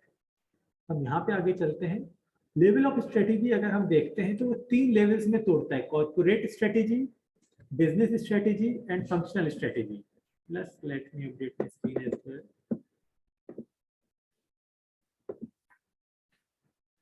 अब जब हम जाते हैं कॉर्पोरेट स्ट्रेटेजी में, तो वो कहते हैं कॉर्पोरेट स्ट्रेटेजी क्या है, what business should be being. जो कि इस केस में आ रहा था कि हमें ऑयल एंड गैस में जाना चाहिए, रिन्यूएबल में जाना चाहिए। कतर के केस में मैंने आपसे कहा कि उनका ऑयल से हटके हमें गैस में जाना चाहिए। पाकिस्तान के केस में हमने बात की कि पाकिस्तान में मोस्टली इंडस्ट्रीज पहले सिर्फ टेक्सटाइल में थी, बट देन जैसे हमने यूनिस ब्रदर की जब बात की तो वो टेक्सटाइल से हटके सीमेंट में भी आई, मोटर्स में भी आई, पावर में भी आई, मोबाइल फोन में भी आई, इंटरटेनमेंट शॉपिंग मॉल्स में भी आई, हॉस्पिटल में भी आई। Now they are into almost everything. Business strategy, how should we compete in each selected business. तो हो सकता है टेक्सटाइल के लिए आपकी थोड़ी डिफरेंट स्ट्रेटेजी हो, व्हीकल मैन्युफैक्चरिंग के लिए आपकी डिफरेंट स्ट्रेटेजी हो। Kia motor is still not part of PAMA, Pakistan automobile association जो है, जो कि तमाम गाड़ियों की कंपनी की एसोसिएशन है, जो पाकिस्तान में जितनी भी कंपनीज है, किया मोटर उसका पार्ट नहीं बनी। उन्होंने स्ट्रेटेजी ऐसी बनाई कि इस बिजनेस में we do not need to be part of that association, और हम उससे इंडिपेंडेंटली अपने डिसीजंस लेंगे। ठीक है, हो सकता है उसके अंदर बात होती है कि आप सप्लाई लिमिट करो और वट एवर द थिंग भी प्राइसेस इतनी रखें, but they decided not to go. तो उन्होंने उस बिजनेस को, लेकिन वही जब हम लकी सीमेंट की बात करते हैं, सेम बिजनेसमैन है, जैसे निशाद चुनियन, निशाद जो मंशा आपका हुंडई में है, उनका डीजी जो सीमेंट प्लांट भी है, तो सीमेंट प्लांट में वो ऐसे सेम एसोसिएशन में, but here they are not. तो उन्होंने डिफरेंट बिजनेस के लिए डिफरेंट स्ट्रेटेजी डिसाइड की। ऑलराइट, एक जगह वो हो सकता है एक्सपेंशन जा रहा हो, एक जगह वो ग्रोथ नहीं प्लान कर रहे हो। ठीक है, इफ दे सी कि यार सीमेंट में फर्दर डिमांड है, दे मे गो टू एक्सपेंशन। टेक्सटाइल में दे माइट नॉट, और दे मे, तो डिपेंड कि वो किस तरह हर बिजनेस को डिसाइड करें, where do they see themselves after 5 और 10 ईयर, जिससे हम स्ट्रेटेजी और लॉन्ग टर्म हम गोल कह रहे हैं। And then come the functional strategy for each business function, how that function contribute to competitive advantage of the company. तो ये बहुत इंपॉर्टेंट है, जब पता हो ना आपको इस बात का कि यार मुझे ये अचीव करना, ये ऑब्जेक्टिव, और वो ऑब्जेक्टिव नीचे तक इनकैलकुलेट हो, तो आपका हर फंक्शन हेल्प करेगा उसे अचीव करने में। ठीक है, वो इंटरनल ऑडिट हो, वो फाइनेंस हो, वो आईटी हो, वो whatever that be, because they will work with that objective कि हमें ये अचीव करना है। सही है, तो हमने देखा 3 हिस्सों पे, कॉर्पोरेट स्ट्रेटेजी कि किस बिजनेस में जाना है, एक बिजनेस स्ट्रेटेजी कि उस बिजनेस में क्या स्ट्रेटेजी रखनी है, एंड देन फंक्शनल जो डिफरेंट फंक्शन है, प्रोडक्शन फंक्शन हो गया, सप्लाई चेन और wherever it be, how are those functions helping us to achieve that strategy. अगर मेरा गोल जो ऑब्जेक्टिव है कि मुझे क्लीन इन्वायरमेंट पे जाना है, मुझे चाइल्ड लेबर को प्रोटेक्ट करना है, तो मेरे सप्लायर भी ये इंश्योर करेगा, वो जहाँ से प्रोडक्ट खरीद रहा हो, वो अपने वेंडर को बाउंड करे कि इन्वायरमेंट नॉन कंप्लायंस को ना कर रहा हो, वहाँ पे चाइल्ड लेबर ना हो। आपने अक्सर सुना होगा कि फुटबॉल पाकिस्तान से बन के जाती है, डिफरेंट प्रोडक्ट, इंश्योर कि कोई ऐसी चीज ना हो रही हो। ठीक है, बिकॉज उनके ये ऑब्जेक्टिव है जिसको वो इंश्योर कराते हैं अपने वेंडर से। दे आर रेडी टू पे premium for that, but they are not ready to compromise those values. Consistency of strategies, this is very important. But हमने ये भी देखा एक जगह कि एनवायरनमेंट चेंज होने से स्ट्रेटेजी चेंज भी होती है, बट देन हम ये कह रहे हैं कंसिस्टेंसी भी इंपॉर्टेंट है। So there is a very thin line which we need to decide कि कब एनवायरनमेंट चेंज होगा तो वी हैव टू चेंज, और ये ना हो कि हम हर दूसरे दिन स्ट्रेटेजी चेंज कर रहे हो तो actually we are unable to implement anything. तो हम यहाँ पे बात करते हैं, the strategies in this hierarchy should be consistent with each other. तो हमने ये बात जरूर की कि यार एनवायरनमेंट चेंज होने के बाद चेंज हो सकती है, लेकिन जो मेरी ये तीन हायरार्की है, कॉर्पोरेट, बिजनेस और फंक्शनल, इनकी कंसिस्टेंट एक दूसरे के साथ होना जरूरी है। तो ये अगर यही आपस में मैच नहीं कर रही होंगी तो आपका आगे बिजनेस में मिसमैच आएंगे। आप फंक्शनली कुछ और कर रहे हो, आप बिजनेस के हिसाब से कुछ और डिसाइड कर रहे हो, तो आपस में वो मिसमैच हो जाएगी। फॉर एग्जाम्पल आप ये कहो कि यार हमें इंश्योर करना है कि चाइल्ड लेबर और एनवायरनमेंट को इंश्योर करना है कि वो सही और ना हो, लेकिन आप एज अ बिजनेस डिसाइड कर रहे हो कि हमें कोल में इन्वेस्ट करना है। आपस में आपने बिजनेस में वो डिसाइड किया, आपने यह कहा एनवायरनमेंट, तो आपस में फंक्शनली वो मैच हो ही नहीं सकता। कॉर्पोरेट स्ट्रेटेजी, अच्छा हम consistent, the corporate strategy should seek to achieve the overall objective of the objective of the entity. ठीक है, तो कॉर्पोरेट स्ट्रेटेजी तो ओवरऑल ऑब्जेक्टिव की बात करें जो एंटिटी का है। Business strategy should have its own objective. Achieving the objective for a business strategy should contribute towards the achievement of corporate strategy and overall strategy. Clear है, corporate strategy complete business की, business strategy अपना objective तो achieve करेगी, but that will help us to achieve the corporate objective. And same goes for functional strategy, should have its own objective. Achieving the objective of functional strategy should contribute towards the achievement of the business strategy that it supports. अगर ये triangle भी जैसे बना वैसे आप देखें, corporate की अपनी स्ट्रेटेजी है, बिजनेस वाली इसको हेल्प करेगी अचीव करने में, और फंक्शनल वाली इससे सपोर्ट करेगी अचीव करने में। Then functional will actually help to achieve corporate strategy.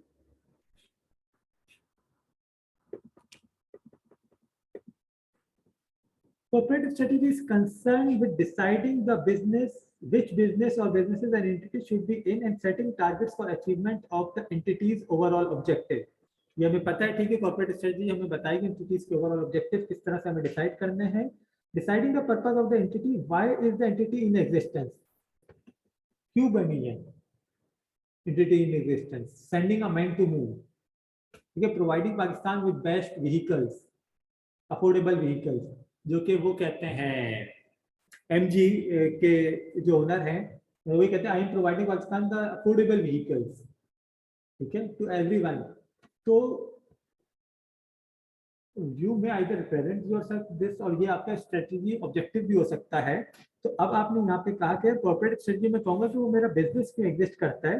Deciding the purpose of the entity, why is the entity in existence, what is the mission and what is it trying to achieve. Mission क्या है, sending a man to moon, providing best vehicles, sending what, providing the world a pollution free environment. Different people have different ideas about the what purpose of an entity should be. For example, a company has shareholder, its legal owner, who considers that the purpose of their company is to make profit and pay dividend. However, a company has other stakeholders such as employees and customers whom opinion about what the purpose of the entity should might be very different. ठीक है, सो जहां हम stake holder की बात कर रहे हैं, हमने कहा कि यार कुछ लोगों का हो सकता है कि वो उसे कहें कि उन्हें प्रॉफिट्स चाहिए, but if you talk about overall stake holder, तो कस्टमर को आपके प्रॉफिट से कोई फर्क नहीं पड़ता। Customer doesn't give a shit और व्हाटएवर वी से अबाउट कि यार टोयोटा कमा रही है या नहीं कमा रही, वो कहेगा मुझे बेस्ट कार चाहिए, सही है। Then deciding the scope of the entity, activities of the entity. Corporate strategy also involve deciding what businesses the entity should be in, including range of businesses. For example, the purpose of transport company is to provide transport services. Its corporate strategy must include a decision about which transport services it will provide. For example, bus travel, train, air travel, space travel, and so on, as well geographical location which will it operate. हम ये वो सारी बातें हम पढ़ रहे हैं जो हम ऑलरेडी डिस्कस कर चुके हैं। हम एयर इसकी बात कर रहे थे, एयर लिफ्ट की बात, तो उसने स्टार्ट की थी कोस्टर प्रोवाइड करने से, बट उसमें कहा फिट नहीं हो रही, वो ग्रोसरी प्रोवाइडर में चला गया। इस तरह ये कह रहा है कि आप बस दोगे, एयर दोगे, स्पेस ट्रेवल दोगे, किस ज्योग्राफिकल लोकेशन में दोगे, कहाँ दोगे, आपकी कंपनी कॉर्पोरेट स्ट्रेटेजी में ये बातें भी आनी चाहिए। ठीक है, अगर आप कहते हो फर्स्ट करो मैं बस भी दूंगा, मैं एयर ट्रेवल भी दूंगा, तो आपकी may be separate come business होगा जो कि एक बस ट्रेवल दे रहा होगा, एक सेपरेट बिजनेस होगा जो एयर ट्रेवल दे रहा होगा। ऑलराइट, इन दोनों की स्ट्रेटजी जो अलग अलग है, यही फंक्शनल स्ट्रेटजी होती है। इन दोनों की स्ट्रेटेजी जो अलग अलग है वो बिजनेस स्ट्रेटेजी होगी। दो डिपार्टमेंट्स। हाँ देखिए, अगर फर्स्ट करें, एक एयर ट्रेवल है, एक बस ट्रेवल है। कॉर्पोरेट स्ट्रेटेजी ये है कि एयर और बस ट्रेवल दूंगा, बेस्ट एयर और बस ट्रेवल। दो बिजनेस स्ट्रेटेजी होगी कि मैं किस तरह से एयर ट्रेवल दूंगा, मैं किस तरह से बस ट्रेवल दूंगा। फंक्शनल उनके नीचे आएगी कि जो एयर ट्रेवल के डिफरेंट फंक्शन है, how they are supporting their air travel strategy, business strategy. यहाँ पे जो डिफरेंट फंक्शन है, they will tell how they are going to support the business strategy of bus travel. Matching the chosen business activities to the external environment of the entity and also to its available resources. अब आप कोई भी जो भी study देखोगे, आप ऐसा नहीं करोगे कि मैंने क्लोज रूम में डिसाइड कर दिया। आपको एक्सटर्नल एनवायरनमेंट भी देखना होगा और अपने अवेलेबल रिसोर्सेज भी देखना होगा। कितने आपके पास इन्वेस्टर्स हैं। अगर आप ये कहते हो मुझे एयर ट्रैवल प्रोवाइड करना है, तो इट्स अ कॉस्टली बिजनेस। तो कितने आपके पास फंडिंग लाइंस हैं, चाहे वो लोन की सूरत में हो, चाहे वो इक्विटी की सूरत में हो, जो आप यूज कर सकते हैं इस केस में। The choices of business activity by an entity should be consistent with the condition and in its environment। जो हमने बात की environment से consistent होना चाहिए। जैसा कि अगर आपको प्रोडक्ट ऐसी सेल करनी है जिसके लिए टेक्नोलॉजी चाहिए, तो might also affect by law regulation। तो आपकी जो लॉ रेगुलेशन है एनवायरमेंट का, वो भी देखना होगा। टेक्नोलॉजी में कोई ऐसी चीज ना हो कि आप non compliance with laws and regulation कर रहे हो। ठीक है। If you go back to Facebook, जो इनिशियल आया था, उसने कंपनी की लड़कियों की या लड़कों की वो प्रोफाइल उसने वेबसाइट पे डाल दी थी, जो inconsistent with laws and regulation था। उस वक्त लॉज एग्जिस्ट नहीं करते थे, बट विदाउट देयर कंसेंट आप नहीं डाल सकते थे। But with the time they change the policy के लोग खुद आके डालें और अडॉप्ट किया उन्होंने टाइम के साथ साथ उस चीजों को। Matching the purpose and activities of the organization to the expectation of its owner, the chosen corporate strategy, when put into action, should be capable of meeting the expectation of the owner of the entity. For example, a company's objective for profit over the long term should be consistent with shareholder long-term profit expectation. इस वक्त आप जितने भी startup देखेंगे 99% loss में होंगे। ठीक है, चाहे वो उबर करीम हो, अगर आप देखें उनका ओवरऑल बिजनेस जो है, दराज आप देख लें, आप फॉर एग्जांपल अमेज़न अब प्रॉफिट में एक बहुत लंबे टाइम के लिए वो लॉस में रहा। Even go back to Google, Facebook, these all were loss in the beginning. But long term strategy objective ऐसा था कि वो इन बिजनेस को प्रॉफिट में कन्वर्ट कर देंगे, and now some of them are world biggest companies. ठीक है, so that is the thing कि ठीक है यार, आप करंट शॉर्ट टर्म में आप देख रहे हो यार, मैं ब्लीडिंग भी कर रहा हूँ कि पैसा आप जाया कर रहे हो, तो सब ब्लीडिंग कह रहे होते हो, वो भी कर रहा हूँ, बट लॉन्ग टर्म में मैं ये देखता हूँ this will be turn into a profitable business. ठीक है, तो आपका ऑब्जेक्टिव में फाइनली पैसा भी आएगा, वो ऐसा बिजनेस है जिसपे आप अचीव कर सको। Until unless you are going for philanthropy, जो कि आप नॉर्मल बिजनेस में फिर आप बिल्कुल ही डिफरेंट कर रहे होंगे। Matching the purpose and activities of the organization to the expectation of other stakeholders in the organization. It is again important कि यार आपको प्रॉफिट के साथ साथ अदर स्टेक होल्डर्स को भी देखना है। जहाँ पे एम्प्लॉइज आ जाते हैं, वेंडर्स आ जाते हैं, कस्टमर्स आ जाते हैं, रेगुलेटर आ जाते हैं, each and every one of them, कि ये ना हो कि आप प्रॉफिट तो कमा के दे दोगे लेकिन उन सब चीजों को आप बाईपास कर लोगे, तो again you will be in trouble. Corporate strategy and expectation of owners and other stakeholders. The corporate strategy of an organization will be influenced by the expectation of its owner and other stakeholder. Owner की expectation क्या होगी? In a commercial company, the owner are stakeholders, shareholders. They might expect the company to provide them over time with investment income or with growth of their wealth. Corporate strategy might therefore aim towards maximization of shareholders' wealth. Objective for corporate strategy might therefore be stated in terms of raising share price by X over the next 5 or 10 years. With a state-owned organization, the owner is government. The expectation of government as owner of an entity are different from those of shareholder in company. The corporate strategy of a state-owned enterprise will therefore be different from corporate strategy of company.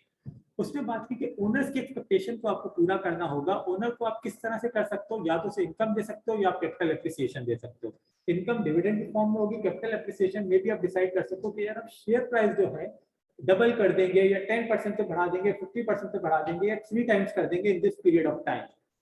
ठीक है, but अगर government होगी तो शायद उसकी expectation share price बढ़ाना ना हो, उसका ये होगा, उसका एम ऑब्जेक्टिव डिफरेंट हो सकता है। That can be satisfied customers, that can be zero accidents, that can be reducing pollution, that can be providing defence to the country. ठीक है, तो वो डिफरेंट होगा, तो अगेन आपके ओनर का भी ऑब्जेक्टिव डिफरेंट हो सकता है, might not only be profit. Stakeholder expectation: the stakeholder means any individual or group individual who have a strong interest, a stake in the organization and what it does. The chosen corporate strategy should also recognize the right expectation of stakeholders such as employee, customer, government, suppliers, lender, local communities and other general public, जो कि हम बात कर चुके हैं कि इन सब की भी डिफरेंट वैल्यूज हैं, डिफरेंट एक्सपेक्टेशंस हैं जो कि आपसे एक्सपेक्ट करते हैं, and you will try to achieve those objectives, जिससे कि आपके एम्प्लॉइज के अलग हैं, कस्टमर्स के अलग हैं. Customer wants the best product customer services, उससे प्रॉफिट से कोई फर्क नहीं पड़ता. Regulator wants you to follow the law, pay the taxes. Employ wants you to a fair compensation, a good environment. So आपको उन सबको पूरा करना होगा. यहाँ तक आज हम खत्म करते हैं कॉर्पोरेट स्ट्रेटजी पे. नेक्स्ट क्लास में हम बिजनेस स्ट्रेटजी से डिसाइड करेंगे, स्टार्ट करेंगे, फिर then will come to functional strategy. That will end the first part of our chapter. उसके बाद elements of strategic management and business analysis पे हम जाएंगे. By the end of chapter और इन बिटवीन चैप्टर हम different questions भी करेंगे, examples भी करेंगे, जिस एग्जांपल्स को हम देखेंगे how we are going to implement our strategies to those examples. किस तरह से हम आंसर पे पहुंच पा रहे हैं जो हम क्लास में डिस्कस कर रहे हैं, या नहीं पहुंच पा रहे हैं. अगर नहीं पहुंच पा रहे हैं तो हमें क्या चेंजेस लाने की जरूरत है अपनी स्ट्रेटेजी में, teaching in studying in doing that. So I believe यहाँ तक कोई हमारे पास फर्दर सवाल नहीं है ऑनलाइन पार्टिसिपेंट्स की तरफ से भी और आपका भी, right. So we will end our class. Thank you very much. Usually we will have class on weekends, क्योंकि आप लोग मोस्टली वही हैं इस वक्त जो फॉर्म में हैं, तो उसमें ज़्यादा कंफर्टेबल इन आई थिंक यही रहता है कि वीकेंड्स पे classes. So we will be having on Saturdays and Sundays. हम देख लेंगे विद द पेस रिक्वायर्ड. अगर हमें ज़रूरत होगी हम दोनों दिन रखेंगे, अगर हमें एक दिन से हम कर सकते होंगे तो एक दिन में कवर कर लेंगे. If we require we will go for longer classes as well, so that हम टाइमली कोर्स खत्म कर सकें. Just briefly if you can tell, आप में से कौन वो हैं जो कि जून में अटेम्प्ट देने का प्लान कर रहे हैं दिस 2022, और दिसंबर में, if you can write in chat that would be great. And what's your plan by the way?